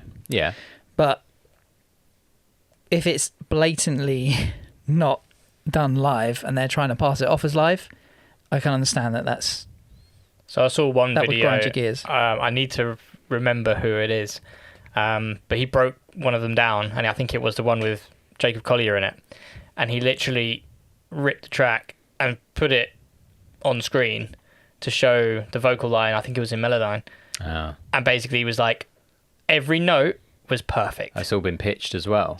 It was pitched. Okay, so it was basically like, for these like, and then he was sort of pointing it out, saying like, you can see the wobbles where they had, you saw it started to go and he's gone, it's gone really sharp back up again. Yeah. So he was like saying that it was just so perfect. But if you said, this is a great video, you're all fantastic vocalists, but like, you know, you pitched it and you use Melodyne, they would delete that. They would delete that, and they were deleting comments. Yeah. The posters were deleting the comments. So that's what I'm saying. It was weird that you saw people like arguing with themselves. Yeah. But it was the original poster was going through them going like, oh, thank you. And like, oh, I've got such a great voice. Oh, yeah, I know. Thank you. And then it was just like anything that was like, it's been edited, pitched or anything, gone. So they're actively selling a lie. But that's, yeah, it's disingenuous, isn't it? Right. To add more to this, so there was a girl on there who I didn't know with Jade Collier, but they also did videos with Teddy Swims. They did videos with Nicole Scherzinger. They've done videos with loads of like mega stars. And it's just all of them the same. They're all rinse, repeat. Yeah. Oh, look, we just bumped into, I probably haven't done a video with her, but Lady Gaga. Oh, look at us in the kitchen doing, you know, Shallow or whatever it was from that song, and just nailed it. And you're like, I would be really interested in a live take because you're clearly really fucking good, like vocalist.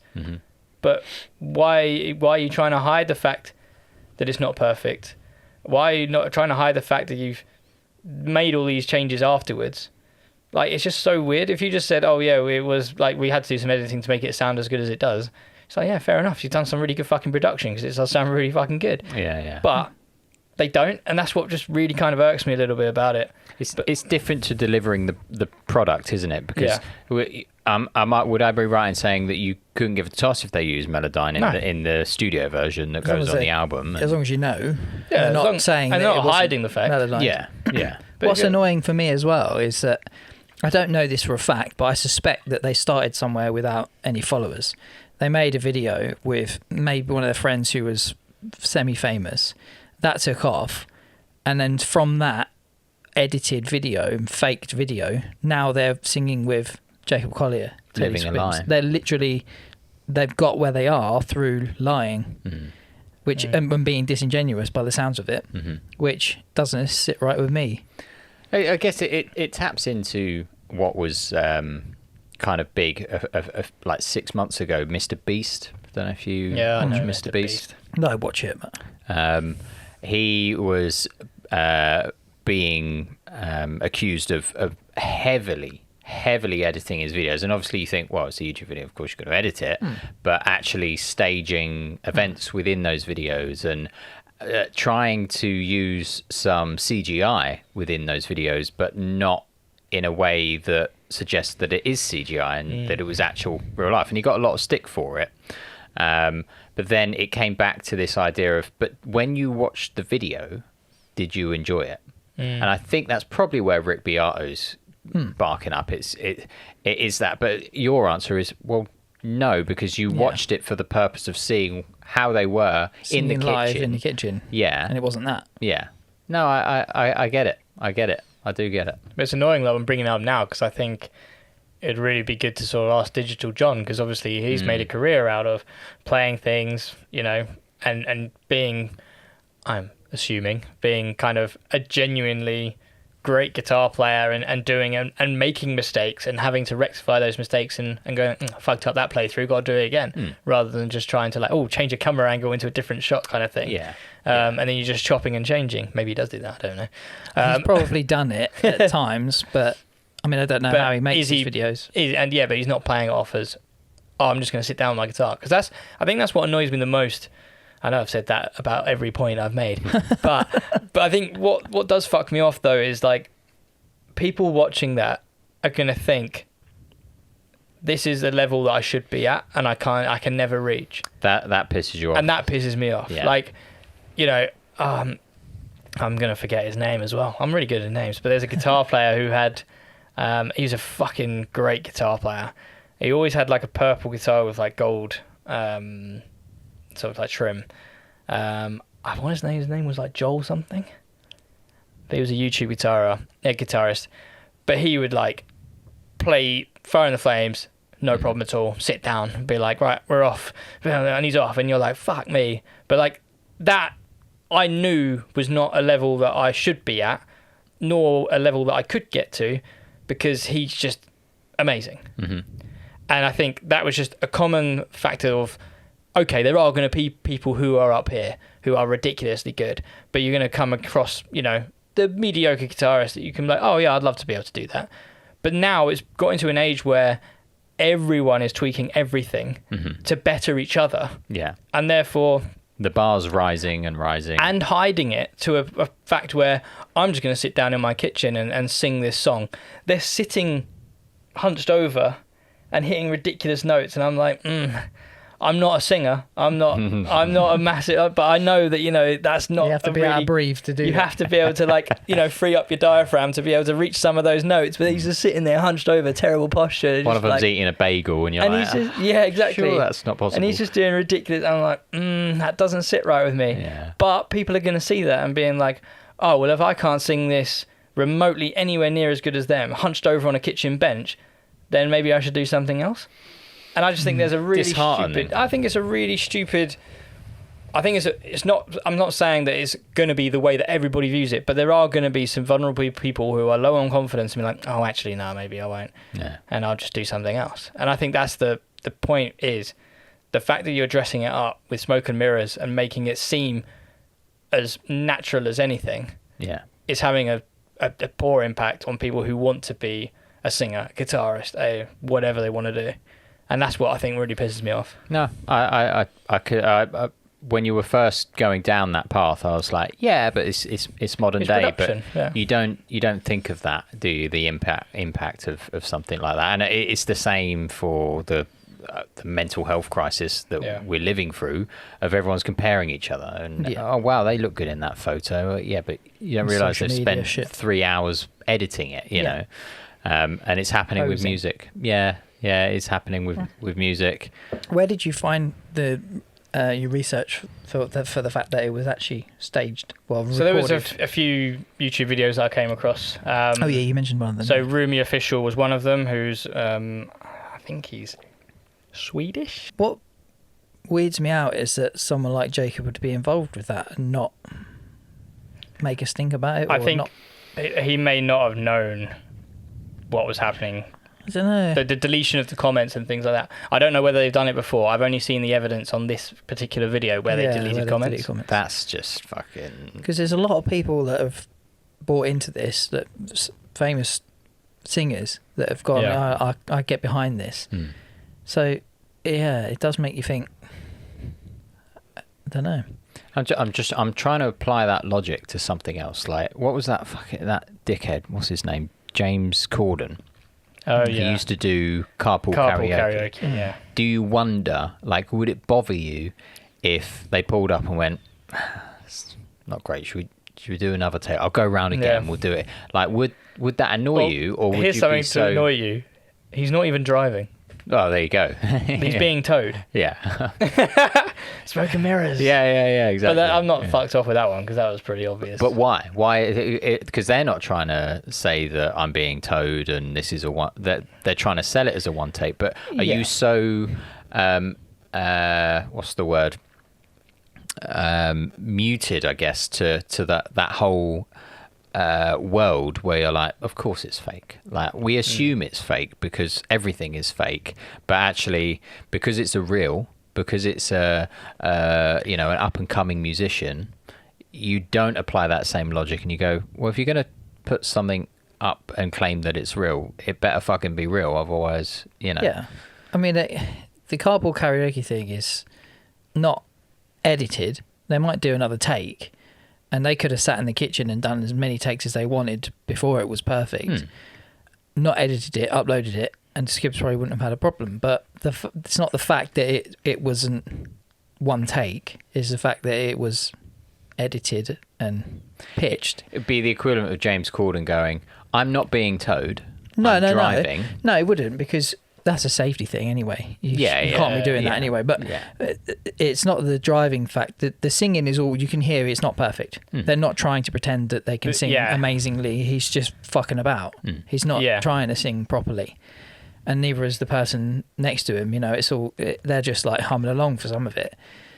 But if they were to do it, and if it was like, I wasn't feeling the right vibe or whatever, would do another one. Fine, get one that you are happy with, but don't then edit it and try and make it sound absolutely perfect and tell everyone that it was done in one take or if they naturally pitched him to do a whistle note with Mariah Carey while driving or something, and you're just like, okay, that's a bit obvious now. That's like different level, but I guess Yeah, I don't think. And you also don't get people looking at James Corden and going, "Oh, I can never sing like that." Yeah, I wish I could sing like him. No, I get it. If you want to know more, there was Rumi Official. He did a video on it. Gabby Bell was one that I picked up on as well. I think she did about truth of online singing.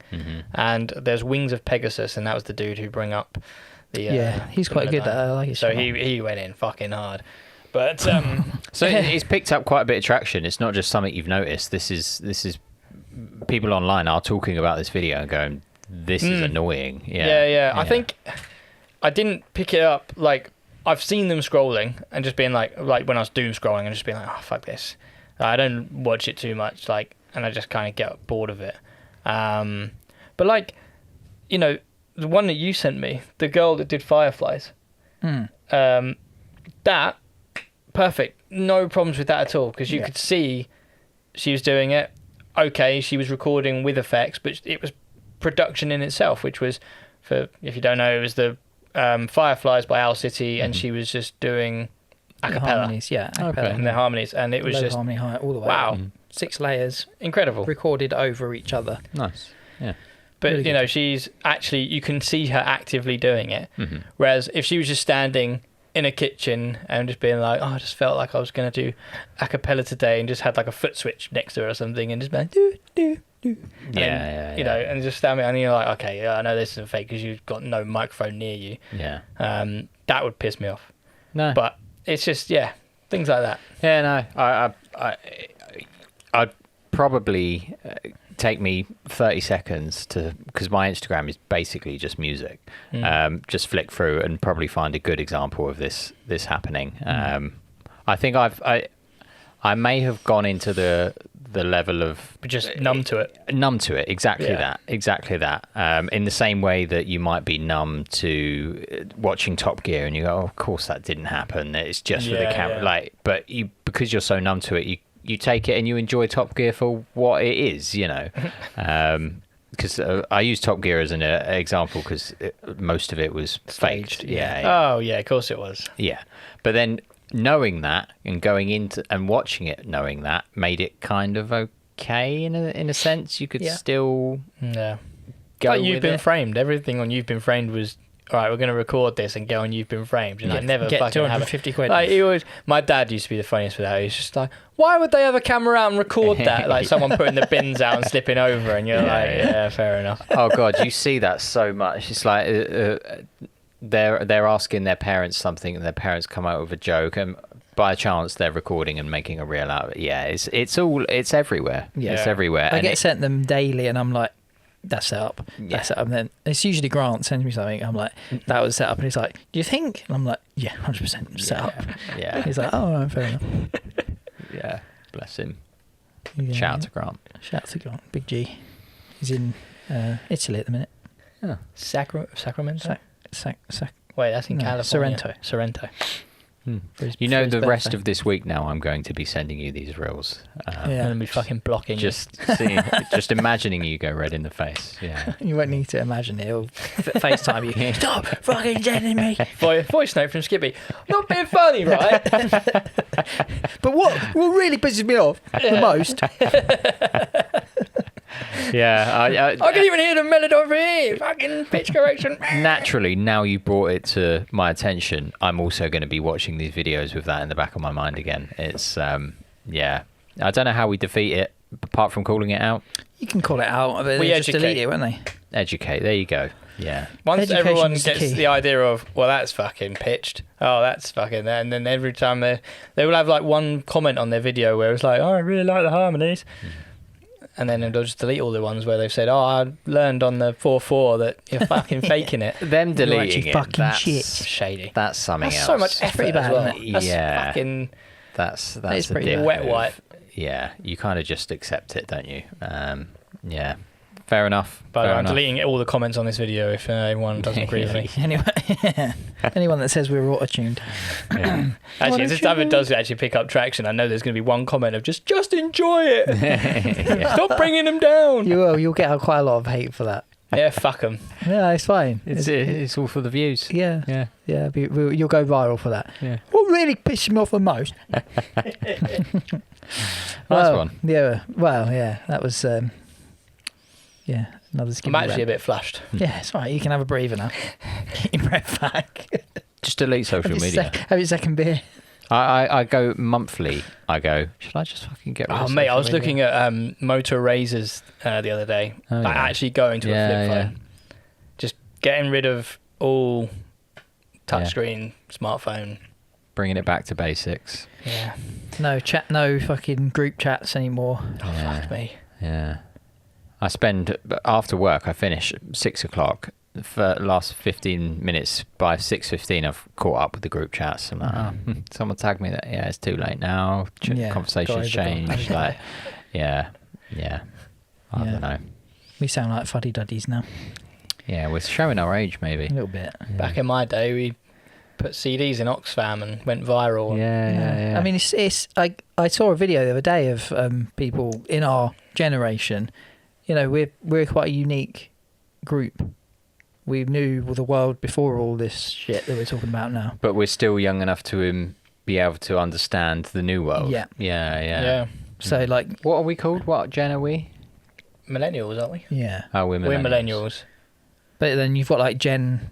C. Then Gen... What's the newest one? Like Gen Y? Is that a thing? I don't know. Anyway, there are kids obviously being born, and someone will say... Well, who was it who was like, oh, what's your favourite band? Or what music you listen to? I don't listen to music. What do you do for fun? YouTube. Mm-hmm. Oh, yeah. Like that's no, it. that was it. What's your favourite cartoon? Cartoon, yeah, that was it. You brought up the other week. Yeah. What's your favourite cartoon? What? YouTube. And you're like, no, Nickelodeon and Cartoon Network. Yeah. And he's like, Never watched it. Just watched YouTube. So we've got a new generation now of kids that just growing up on YouTube. Yeah. And they're the biggest influence in their life is Mr. Beast. Yeah. Or- Biggest influence in my life. Oh, you will, yeah. Yeah. Crazy. Yeah, my kid's going to be no different, is he really? No, he will, because you'll teach him. Teach him right. Half an hour of drum practice first. Drum. And then you get 3 and hour then video. build your own PC. Yeah. And then you can watch 5 minutes of YouTube. And you take the quadcopter out for a flight. For a flight. Yeah. Get your flight practice in. Mm-hmm. You can only listen to cassettes until you're about 8 years old. Then CDs will come out. And you ain't pressing rewind on the cassette. You've got to manually do that. That's it, yeah. You wind Shove that, a pencil you wind that in thing. there. Yeah. That's it. And then you make dinner. By 12, if you're lucky, you might get your first MP3 player. Oh, man, if I could go back to those plug-in MP3 players. Oh, God, yeah. That the 1 USB gig thing. was built into it. Yeah. Mate, I had a Sony Bean. Yeah. Oh, yeah. Do you remember that? Yeah. Quality. It was shaped like a kidney bean. And you would pull back on the edge, and then the USB would go. And I used to just sit there, like almost kind of like ADHD type, just listen to music, but I was popping and putting it back, popping and putting it back, like a flip knife, like a fidget spinner. It was like the first fidget spinner. I wonder if your parents or our parents were like, he's always on that bloody MP3 player. He never puts it down. Got back in my day, it's Steve, take your bloody headphones out. Yeah. God, kids. Yeah. I remember like having one of those MP3 players in I think it must have been either Florida the second time or Arizona. It might have been Arizona. And like you were saying, you can only have a certain amount of songs on there. Yeah. So for that holiday, I had to pick the songs that was going to be on it. And I know I had the Thin Lizzy Live and Dangerous, so I was just repping that the whole time. Driving around Arizona in the desert, listening to I Am Just a Cowboy. On horseback. Oh, it's brilliant. Quality. Some core memories. We did ride a horse. Twice we did it, yeah. Twice? Yeah, we went first time and he gave you that hat. Oh, yeah. A pink hat. And then when we went back, he was wearing it and he went, hey, I have a hat just like that. You're like, I forgot about that, yeah. You gave it to me? Yeah. So I did. Oh, yeah! No guns, but he had a gun, didn't he? Probably. He had a gun. I saw it. Yeah. Because he'd have had to shoot any snakes to stop this horses getting spooked, but then you just spook the horse anyway. Okay. Logic behind that. Well, yeah. Good conversation. Yeah. Are you ready for a sidetracked segment? DJ, hit that track. Let's do it. Should we have a boogie? Sidetrack. The song, the story, the sound. We break it down. I actually just sang that DJ. live. If you can see that. And you could tell because there was no pitch correction, obviously. Yeah. Because it's so fucking flat at the end. Quite clearly. Yeah. Oh dear. Yes, here we are back for another sidetracked. Lovely. As always, 3 clues for you to take a punt at what song you think this could be. Okay. I always feel pressured with these. 'Cause These clues this week are the first one's slightly cryptic, but not because it's slightly cryptic. What was the other cryptic clue you did that was too cryptic? All right, here we go. So clue number 1: a deal is to be struck, but the currency is perspective, and the interest rate is human emotion. What the fuck are you on about? Say that all again. Sorry. A deal is to be struck, but the currency is perspective, and the interest rate is human emotion. So it's fake money. A deal is to... Is it not Sultans? What's it called? Money for nothing. No, it's not, unfortunately. Fuck. A deal is to be struck. When you make a deal, you agree. You handshake. Handshake, but fake money. Say so a deal is to be struck. The currency is perspective. Handshake. Is handshake completely the wrong? What the fuck are you on? The deal is to be struck. That's literal. Do you test this before you give it to us? Yeah, I mean, I'll go through it in my head. It makes sense. Because you know the fucking answer. Does Keely ever get a taste of these? Not so much the clues. No. Deal is to... Okay. Next clue. Yeah. Okay. Yeah. The 26-year-old artist who wrote this once climbed emotional terrain, so steep it required synthesizers, drum machines, and literal breathlessness. Climbed emotional terrain so steep it required synthesizers, so drum machines. All of that's in the track. Climbed emotional terrain. Climbed. Is it like a pendulum or something? No. 26-year-old artist who wrote this once climbed emotional terrain so steep. I mean, Rob Swire was 26 once. He was. He was 26 when he recorded this song. He or she. He or she. Oh. God. Breathlessness. I feel like we've got a bit of a thing about breathlessness. Take my breath away. Berlin. Don't focus too much on that bit. Yeah, okay. What the fuck are we supposed to focus on? Shooker deal currency was... Climbed emotional terrain. Climbed. A deal is to be struck. Currency is perspective. Climbed. The Climb, Miley Cyrus. Close, but no. You'll get it. You'll get it from the last. Thank God for that. You'll get it from the last one. Okay. This song slept quietly for decades, only to return via a show about kids, monsters, and upside down dimensions. Stranger Things. Yeah, but what's her name? Kate Bush. What was it? Wuthering Heights? Or Yeah. Was it Wuthering Heights? No. Wait, what one was I didn't watch the show. Climbed emotional terrain. I'm running up that hill. Oh, okay. Running up that building. Climb to Roche. I'm running up that hill. Okay. Right, so Fine. if only could, make a deal with God. The deal is to be struck. Fucking hell. Yeah. The currency is perspective. So change our places. Yeah. Getting a different perspective. Yeah. Yeah. There you go. Good song. Great song. Good song. And it was Stranger Things. Yeah, it's the show, yeah. Yeah. I've never seen it. I don't think I ever will. I recommend it. It's another Game of Thrones for me. It kind of... I didn't watch it when it was a thing. People stopped talking about it. I didn't, never backtracked to watch it. Yeah, you're in trouble because I think the last is coming out, so everyone's going to start talking about it. Yeah. No, I don't watch. I mean, I liked it, TV. but I like 80s music, so it's quite heavily. Yeah, there was a lot of 80s stuff in there, wasn't there? That song, blew up on TikTok or something? Yeah. Everything. We'll go into that, Okay. but yeah. Well done for getting that on the last one. Mm-hmm. I knew you wouldn't get it from the first two, but you can kind of see the cryptic clues. What was the last clue? The last clue was the Stranger Things. So it was the song slept quietly for decades, and it was to return via a show about kids, monsters, and upside down dimensions. So there is another dimension in the film, in the show called the Upside Down. Kids monsters. Kids monsters. Oh right, okay, yeah. Because it's kids. Maybe I should just fucking watch it and yeah. I think you'll like it, but It's good. I like it. I enjoy it. Okay.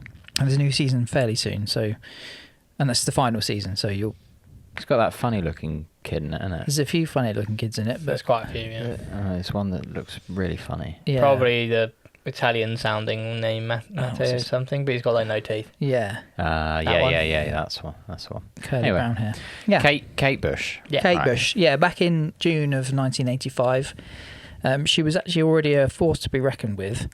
Hits like Wuthering Heights, which is actually the first ever song solely written by a female artist to reach #1 in the UK. Did you know that? She solo wrote that. Yeah, she was the only artist, the only writer on that. I believe she's solo recorded, right? She was producer. Yeah, she produced most of her own stuff, and then she had engineers that were recording Fair for play. her. And obviously Babushka. Crazy singing voice. Yeah. Yeah. But those songs made her sort of a household name already. But only in the UK. Yeah. She didn't really tour the US, so it never really went. Where is she? Is she British? Yeah. Yeah. Right. Yeah. Southeast London, I think she was born. Okay. But before all this, she was just a plucky teenager from a musical family who happened to be discovered by none other than David Gilmour of Pink Floyd. Oh, wow. Okay. So she was 16 at the time. She'd really been writing her own songs for like 3 years. And Gilmour was apparently talent hunting, and through a mutual friend of their families, decided that he would listen to Kate's songs. He liked them and funded the recording of 3 tracks, from which she got publishing deals and a record deal with EMI. Bloody hell. And that was at 16. Jesus. So yeah, and that was in the 70s, 75, 76. Eventually she would fall out of EMI, and that was kind of I don't think she independently released it, but she was not was she one of happy. these tougher cookie kind of artists? that- Yeah, like she didn't take no shit, and they were trying to tell her what to do, and she wouldn't do it. Sarah Bareilles kind of. Yeah, I mean, even Wuthering Heights, that they didn't want that to be the single, but she pushed for it, Right. and lo and behold, #1 by the first female artist Yeah, fair play. to solely written. Yeah. So she knew what she was doing. She's still alive? Yes. Yeah. Cool. Yes. Just checking. But yeah, so she eventually fell out with EMI, and at that point she but just before that she'd opened her own studio. So she was in her own studio, which is the legendary Wickham Farm. I hadn't have heard of it, but apparently in the industry it's legendary. Okay. And having her own studio then obviously gave her freedom to experiment with sounds in ways that most pop stars couldn't do. Didn't have the freedom to do because of their labels. And she did love to experiment. So after she fell out with EMI, Yeah. did she go independent? No, I think she was still with them, but she just took more of a control over what she was doing. Right. So there's usually a toss-up, isn't there? You have more control, but Less money. which makes no real sense when you think about it. Or less control, more money, which would to me suggest more money means more cut. But if you've taken more control, aren't you then taking more cut along with that control? It's all a fucking industry. Well, I suppose that the labels would say, They'll invest, but only if you spend it their way. yeah, and if we're putting the money in, we decide how you spend it. Right. If you decide how you spend our money, we're not going to put as much in because we're not in control. But she was all about the control. She wanted more, so maybe it meant that she took less money. I don't know. Sounds like I it don't know. probably paid off. Well, yeah. Especially- Wuthering Heights #1. Yeah. Yeah. Well, she And that went was a bit quiet, didn't she? Well, After the 80s. yeah. Yeah. Yeah. I don't really know why. Oh, right. It doesn't come up, but No. she did. And then Stranger Things was like That was what. bank accounts Yeah. Oh, yeah. chinking away Yeah. again. Oh yeah, man, big time. We'll go into that. Okay. But yeah, a little bit about the song itself and the sound, and how it was sort of achieved. The recording team for this song obviously had Kate Bush on vocals, and have you heard of a Fairlight CMI? Fairlight CMI. It's like one of the very early samplers, Oh, okay. and they used to cost as much as a house. Wow. Bloody hell. She had one. Alan, Rich was she? For a that she'd built her own studio. that is a sampler Yeah. right there. That's crazy.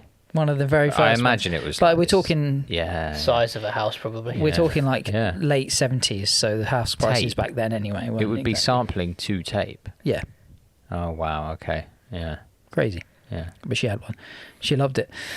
Alan Murphy, electric guitar. So I'm guessing these people you're about to mention were all sort of session.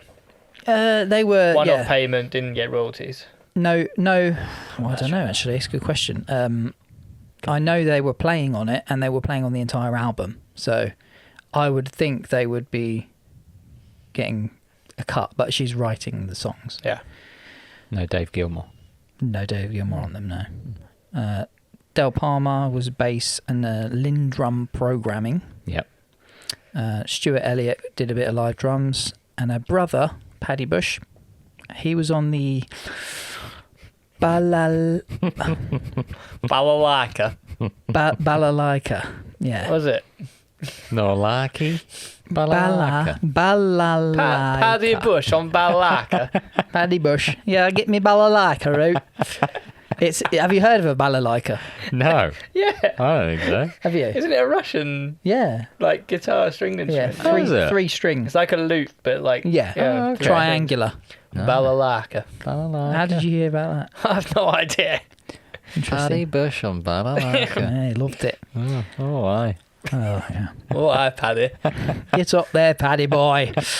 Yeah, song recorded between November 4th and December the 6th, 1983, so a couple of years before it was released, for the album Hounds of Love. Another great song, by the way. The signature rhythm comes from the Fairlight sampler, so she would use it to layer beats, percussion, and actual parts of her own voice as well to create, the beat. The guy playing bass, Del Palma, he actually recorded the vocal, but he doesn't take credit for the vocal chain. That was actually predetermined by the guy who recorded the previous album, and his name is on here somewhere.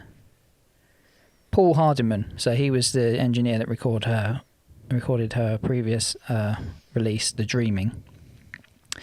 But the vocal chain itself is a Neumann U47 in the livest part of the studio. So it's brick floors, stone walls, really vibrant.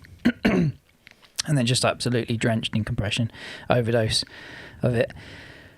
Makes for a really sort of sensitive mic, so even like breaths and stuff can be heard really loud. Is it that breathy then? I You're don't remember it being breathy. It's not, because of the way she sings it and the way and the technique she uses. So to avoid it being all the time, she would breathe to the side. Yeah.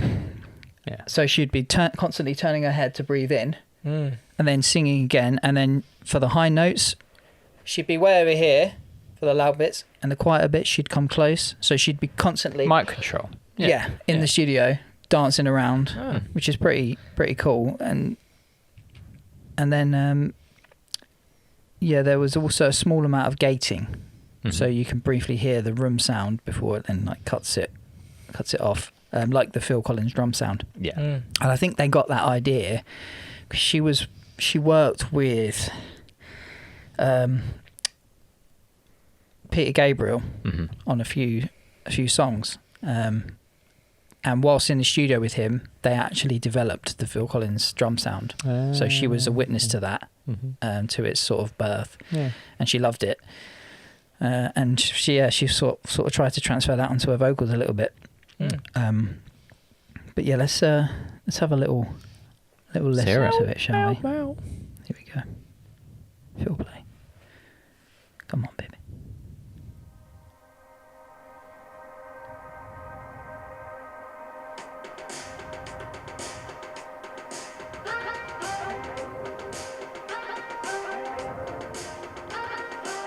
And that's the sampler there.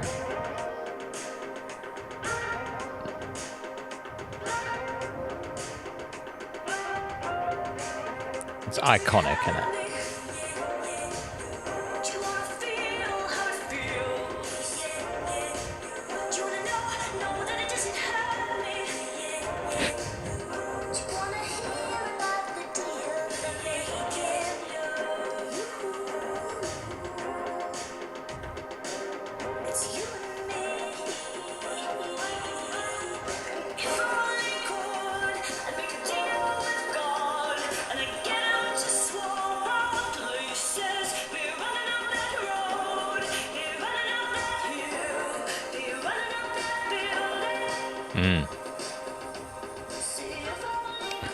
So,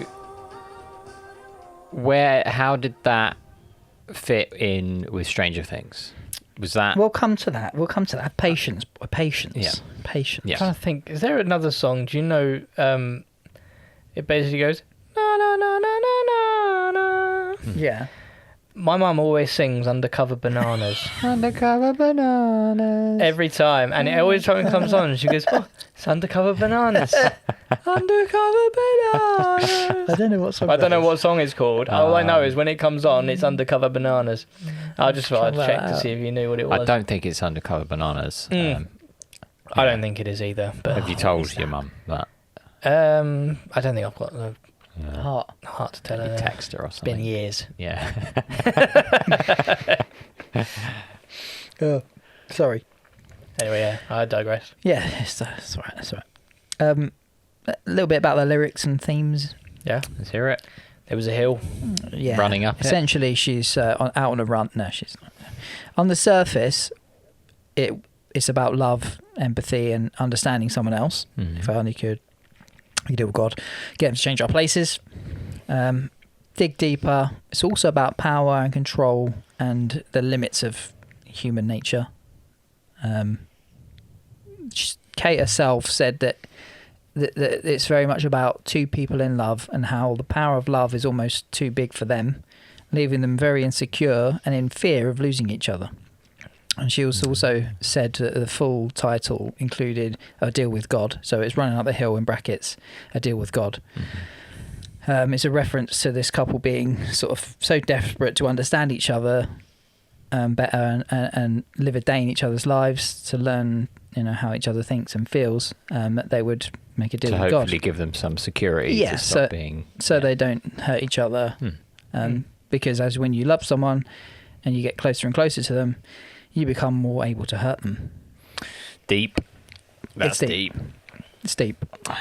Deep stuff. But yeah, these themes of love and fear, they go through and they're prominent in the whole album, which has two sides, by the way. And the first side is like that song, You're Hounds talking of Love. B-sides here? Like A and B. A and B Okay, side. yeah. The A side had this song, Hounds of Love, a couple of others more like poppy songs.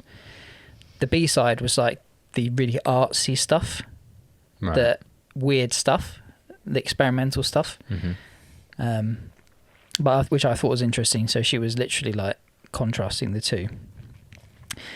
But yeah, the fear and love and all of that is, you can hear it in Hounds of Love, which is literally the Hounds of Love are calling, like the hounds being what you fear.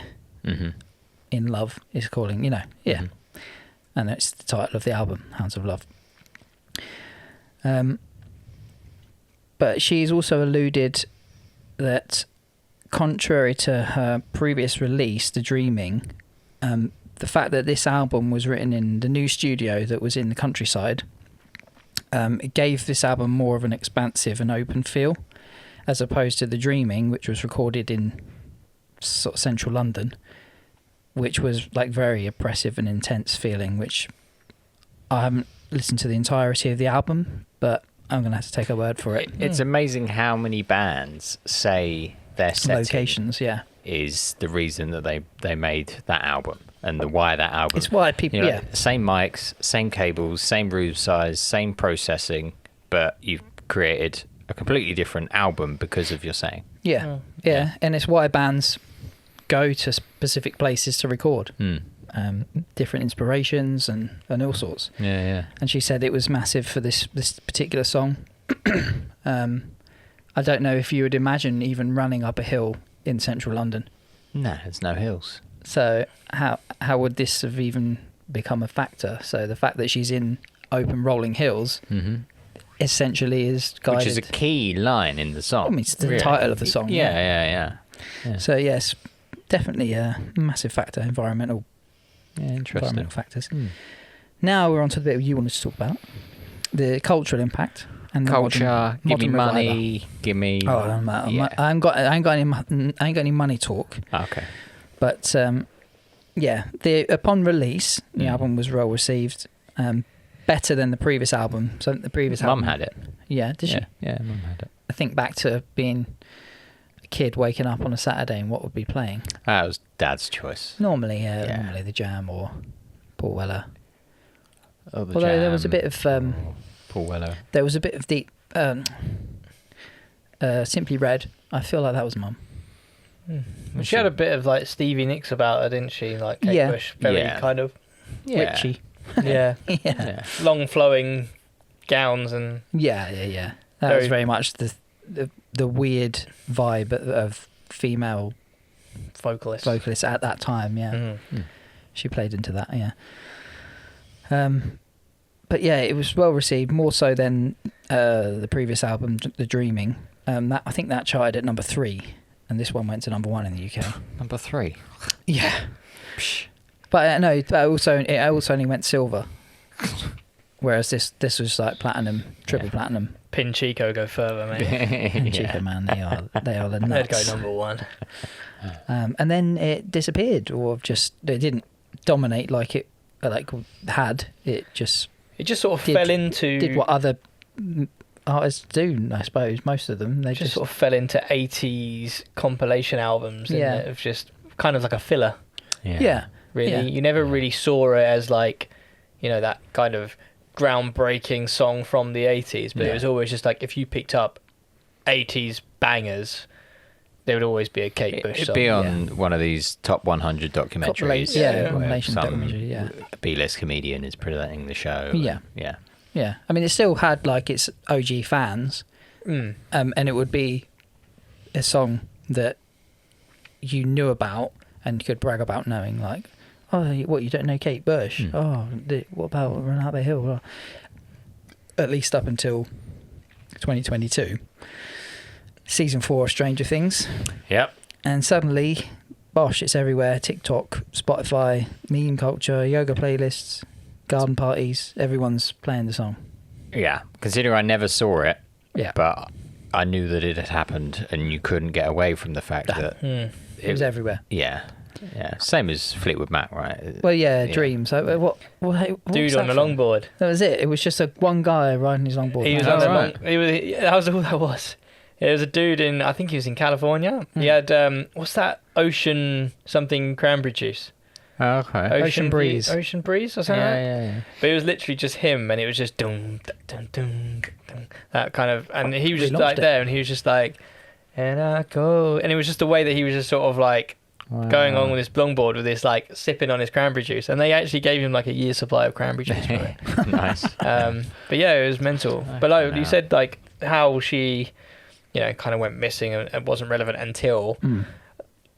There was literally kids. I read stories of kids on TikTok who had come across her song, and then going to their parents and being like, "Oh, Mum, I've just heard this like new artist that I really like," and they were like, "Oh yeah, who?" And they would put on Kate Bush, and they're like, "That's Kate Bush." Not new. And they were like, "Oh, where did you hear that from?" And they're like, "It's all over TikTok." And like even parents were like, "What the like you?" We were like, "What the fuck?" So like their 12-year-old was going, "Oh, And I've got this these new are artist." kids not even watching Stranger Things. They're Yeah. just seeing it. Oh, on They're right, just TikTok. scrolling through Yeah, TikTok, yeah, and people yeah. are doing stuff to Of course. the song or just a segment of the chorus, Yeah. and they're like, "Oh, I've got this new artist." I think it's good. Crazy. I think it's a good thing that music can't ever really die, can it? Well, no, I mean that's how she Especially sees it good as well. music, anyway. Yeah. Well, she's in her 60s at this point and is a viral sensation. Yeah. Without even doing anything, changing anything. It's just. Is the there song's any? I'm not expecting you to actually know, but I wonder if there's any like modern day interviews with her going. Well, Were you expecting this? well, Like- she wrote on her website after it went That's viral. so fucking like 2000s, isn't it? She wrote on her website. Yeah. Which is all she knows what to do. Yeah. Got a new blog post up. Yeah, I mean, she just. Posted on Blogspot. Yeah, she just took to her website and said how astounded she was Yeah. that so many young people were now hearing her song for the first time and loving it. But I put here that it's a bit like that question that we've had before. If so and so song was written today, would it still be a hit? Oh, that classic question. Yeah. And the answer is obviously yes for this song, Clearly, yeah. because they don't know her. They don't know They don't know when it was written. when it was written. Yeah. They They're don't, listening they to don't it even going, know they used a balalaika. But I'm then- 12 years old. I love this song, Mum. What is it? Oh, it's Kate Bush from 1985, mate. You were literally weren't even born. I think there's variables. There's The only- variables. The only reason it has done well is because it fits the narrative scene of a 1980s.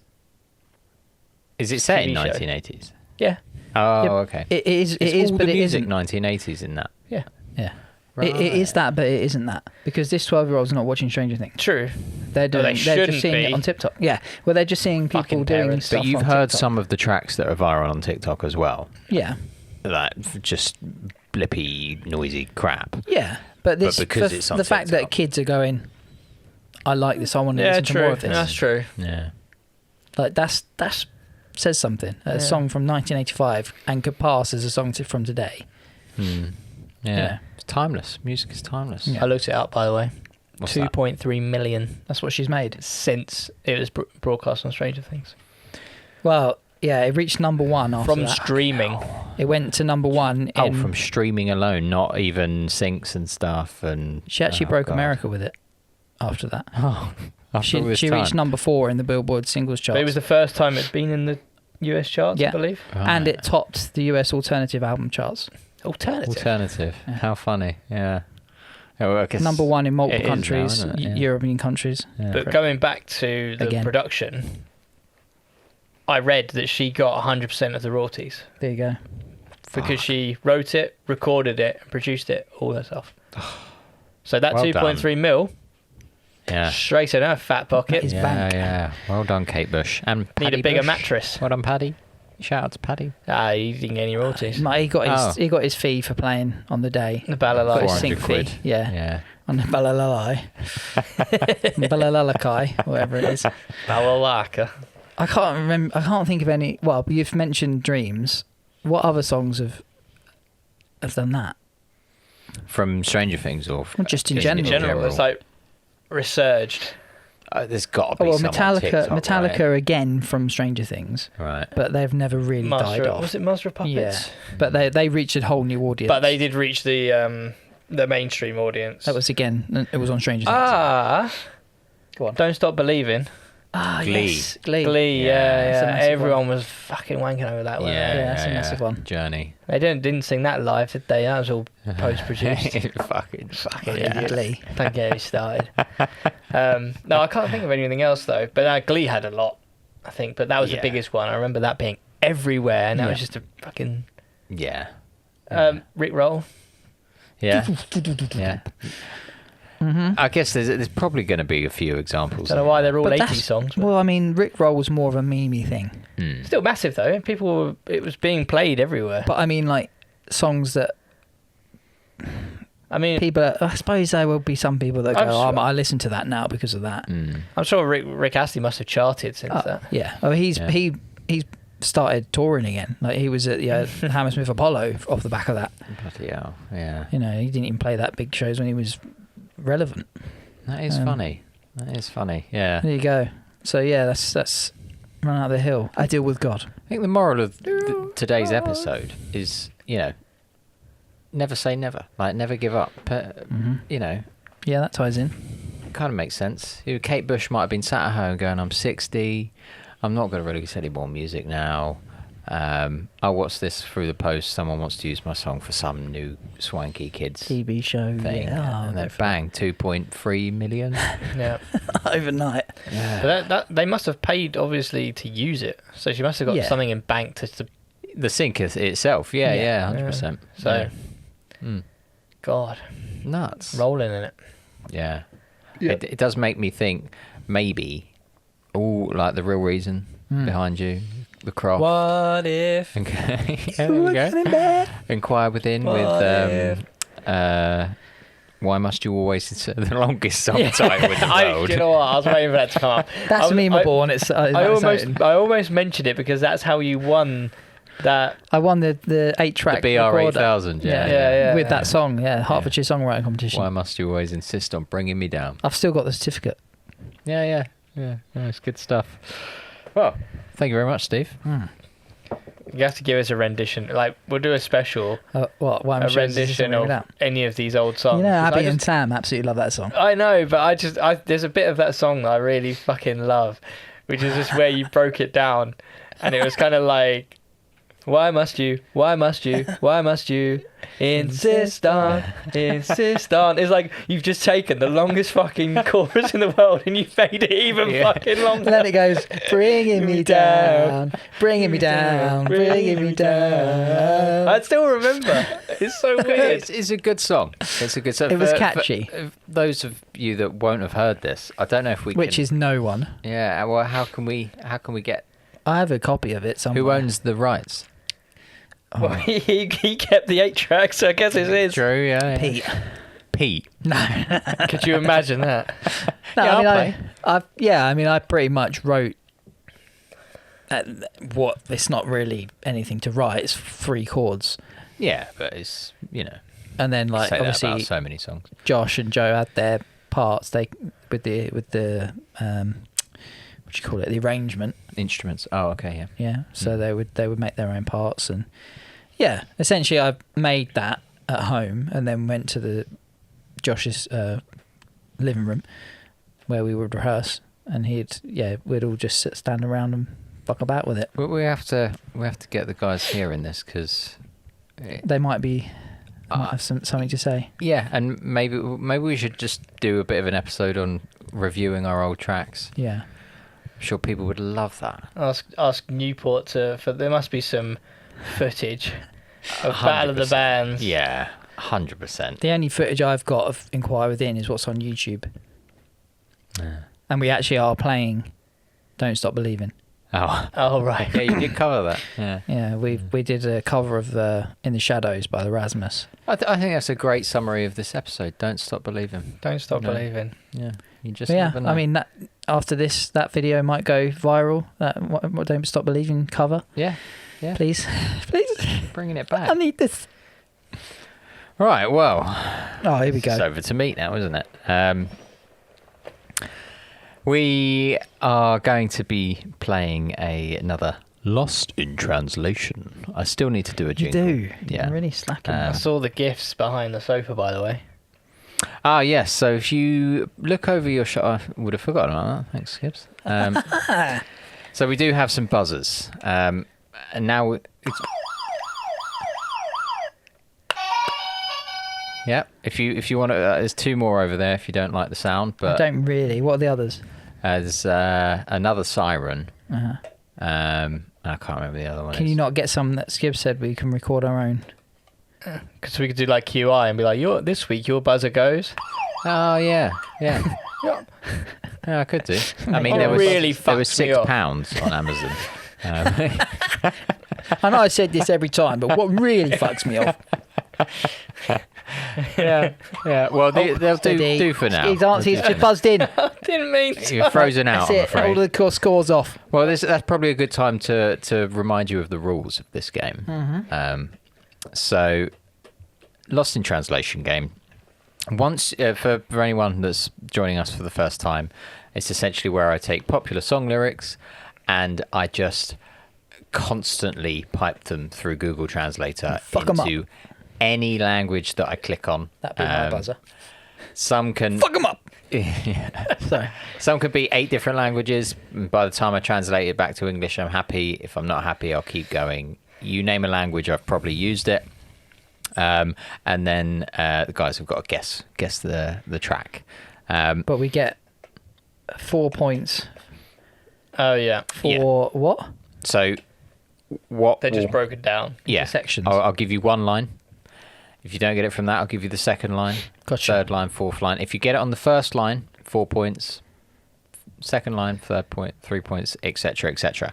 But just a reminder of the rules, because we do now have buzzers, and I will be loyal to the sound of the buzzer. Okay, none of this. I accidentally leant on it.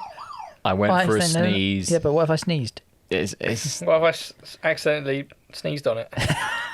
What if I leant on a sneeze? yeah. Fuck them up!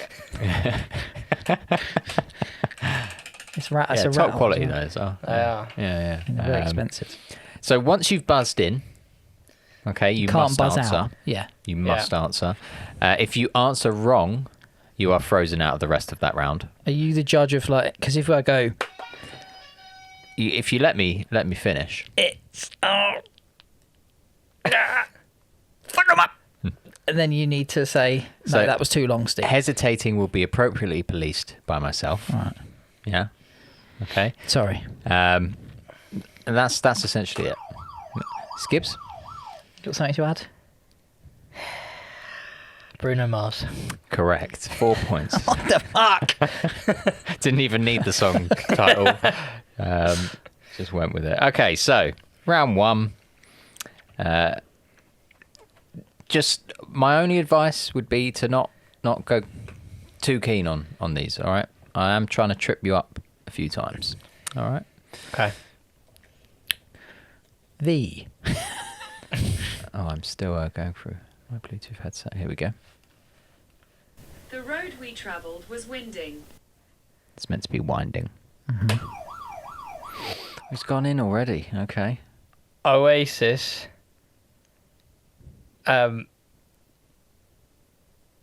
What's that? Wonderwall. Oasis Wonderwall is correct. That's straight in. I can't argue with that. There could have been several songs on that one. It's the same, isn't it? Yeah, but you had the long winding road. Winding. Yeah. The road we travelled was winding. Yeah. That's 4 points to Skips right there. That was a tricky one because there's several songs you could have gone with on that one.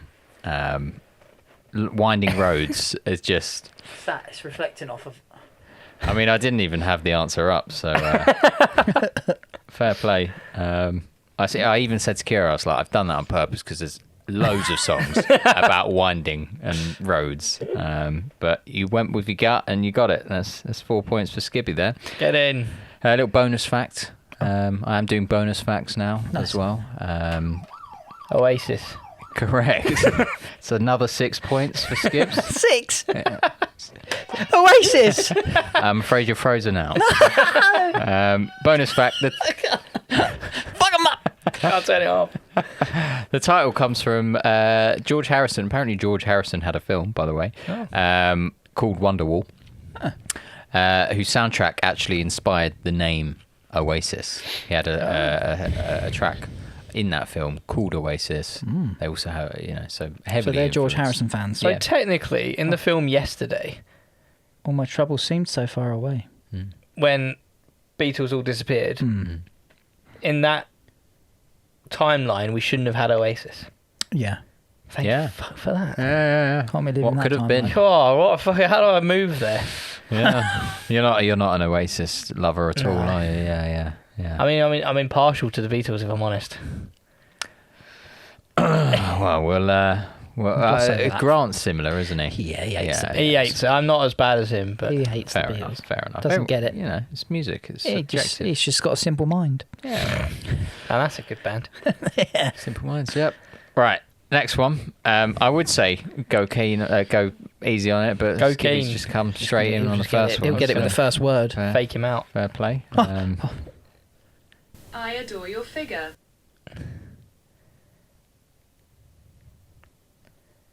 I adore your figure. Steve's gone for it. I mean, it could be a few. Is it Ed Could be Sheeran's so Shape many. of You? I adore your figure, back and forth we attract. Even if my heart drops, I adore your body. I'm in love with the shape of you. We push and pull like a magnet do. Although my heart is falling too. That was lucky. I'm shocked. I'm impressed there. I am shocked on both of these. That was lucky. That was good. I could have been a few. Could have been a few. Well, I mean, I thought of a few and I just went with that. Jesus. Okay. I went Mariah Carey. Touch my body. But yeah, Fair enough. Steve, 4 points right there. very good. Yeah, you had to push it. It's Yeah. getting tight. Yeah. Fun bonus fact. Yeah, go. Yeah. You want to spend a point each for a bonus? Ed Sheeran originally wrote "Shape of You" for Rihanna, not for himself. Yeah, I actually knew that. Yeah. He decided to keep it after realizing the lyrics suited his own style better. Oh, Yes. Okay, well, I mean, you've... Skibby. I'll have to honour the buzzers. Okay, I'm questioning all this now. I'm sat there going, this is going to be difficult. It's going to trick them up, but yeah, clearly not. All right, ready for round 3? That's 4 points each. Yes. Better at this game than I thought. But I'm afraid.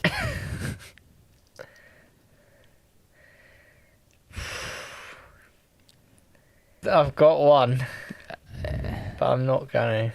You're gonna wait for the second line. Second line, coming up. But I'm afraid I'm really strange. Oh, we've come in with a buzzer here. I Will Survive, Gloria Gaynor.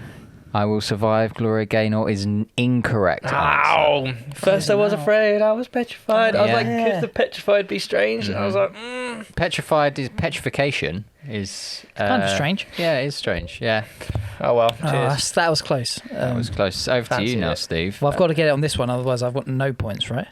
You've got 2 more lines left. But so that was for 2 3, points. 2, 1. That was for 3. This one's for 2. Yep. You want to get another line in? I actually Didn't realise that kind of pod, but count me in. Yeah? It's like, like Fleetwood Mac up in here. Snowing in October. yeah. Hang on. But I'm afraid. I'm very strange. But I'm afraid I'm really strange. Really strange. But I'm afraid. Turn it up a bit. But I'm afraid I'm really strange. Go for it. Next line. Next line coming in. I actually think, Skibbs, if you held out, let me put the commas in the right place here. But I'm afraid I'm really strange. What am I doing here? Oh. Is it? Wait, haven't we had that one? Oh, just in time. You've buzzed now, so this has to be correct. Is it? Yeah, I know what it is. Is it Radiohead Creep? Yeah. It is Radiohead. Creep. I nearly said it on the second. Before? Did we not do that one in the first week? Oh. I'm a creep. I'm a weirdo. What the hell am I doing here? I don't belong here. Translate to, but I'm afraid, because I think it took the word creep. Creepy. Yeah. Just be scary. Scared. Yeah. So really throws you off, actually. I'm a weirdo. I'm really strange. What am I doing here? What the hell am I doing here in the original? Yeah. I'm not from here. I don't belong here in the original. So yeah, that is 2 points to Steve. I should have gone with it and could have got an extra point. Did you have that prior Yeah. to that? When Okay. you said I'm very strange, I'm thinking I'm a weirdo. But then I couldn't place the first line. Okay. But I'm afraid. I'm a creep. That didn't make sense to me, being I'm a creep. So I was thinking, well, is there a line before it that's talking about being scared? Anyway, yeah.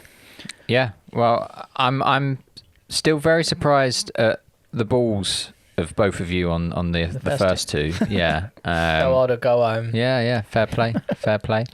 Well, overall, you've won that one, Steve.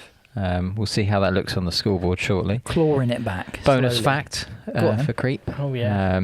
Creep is Radiohead's most commercially successful song. Yep. Although the band's most disliked song. They wanted to take it down. They didn't want to play it live. They actually felt that it was the most disingenuous to the sound that they were pushing for, which kind of makes sense when you listen to Radiohead. Yeah. But yeah, it's their most popular song. But they're also their Also least favourite. their least favourite, yeah. Fair enough. Yeah. Well, let's see how that looks on the scoreboards. So that's 4 for Skibbs, but 6 for Steve. Clawing it back slowly. That's right. So I watched a film recently. That's why it came to mind. It was the horror film with Hugh Grant in it. Fantastic film, by the way. But he was openly talking about how The Air That I Breathe, the song, their songwriters sued Radiohead for the similarities between Creep. Oh. But then Lana Del Rey had a song came out, and then the Radiohead guys sued her for the similarities to Creep. Right. But then they were like, well, Surely that means it's... that means the Air That I Breathe writers can sue Lana Del Rey, and that didn't happen.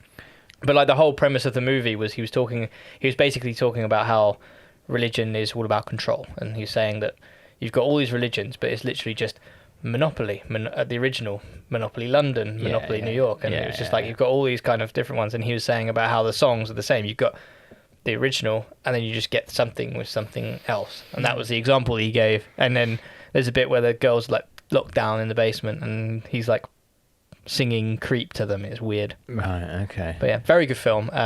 What's it called? Fuck. I knew you were going to ask me that. Someone else was talking about this. Probably Jess. Maybe. It is called Heretic. Heretic. That's it, yeah. Genuinely, 100% check it out. Yeah, because I was like, not Hereditary. No. Heretic. Heretic. Hereditary is the other horror film that's just fucked up. Have you seen that one? Is that a Stephen King one? I don't watch films. I would say you should watch it, but you probably shouldn't. It's quite funny with this film, though, because if you put it's basically Hugh Grant is playing the same charismatic, blithering character that he normally does, but they change the lighting and just don't put any nice music behind him, and he's just fucking creepy, dude. So it's really good. I love that. It's a rom horror. Literally, yeah. But he's just like, oh, dude, you do come in out of the cold. And they're like, well, maybe we shouldn't. He's just like, come on, my wife's making cherry pie. And he's very much like that. And you're just like, what a creepy guy. Very good, though. Yeah. Very good. Okay. Well, quick glance over the scoreboard there. Steve, you are catching. You've made some... Only 5 behind. That's only one song plus of 1 point. That's... Yeah. But a one-liner. Anything could happen this season. Anything can happen. Copyright. I think it's arguable whether we even have seasons, to be honest. Just carry on as is, I think. Should we say first to 5, 10, 15, 21? 21? First to 67? 40, 50. Yeah, we'll make it up as we go along. Yay! Lovely. Well, anything else we want to finish off with? Speaking of horror, I did actually watch a video about the most commonly used... If you've seen a horror film, this instrument is in it. Violin. It's not a normal instrument. Is it not something you bow, though? Is it a balalaika? No. It's like, yeah. That's what I was thinking. It does make that similar noise to that, but it's essentially... it's a mixing bowl with a mixing bowl sealed on top of it, a funnel, and then loads of metal spikes at different heights, and you put water in the middle of it, and you hit or scrape or whatever, and it's like it makes... Is it a hydrophone or an aqua something? Aquaphone, something like that. I'll have to find the video. It was a short, and it's gone now. But it was just interesting, and speaking of horror, and when he played it, I was like, "Fuck me, yeah, that is in every horror film I've ever seen." Yeah. Oh, that's the sound.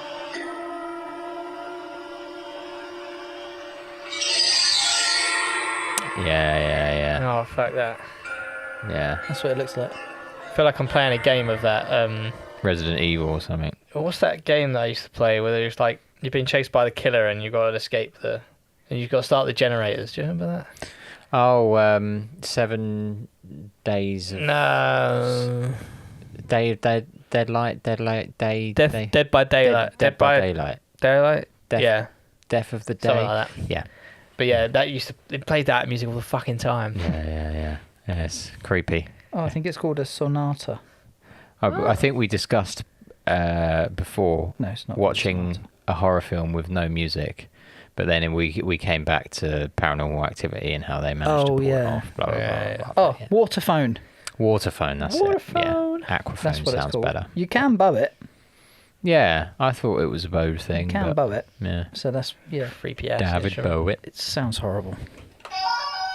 But hey, well, thank you very much for joining us, guys. Tune into the next one. And yeah, we'll see you then. Fuck 'em up! Ta-ra. Let's fuck 'em up.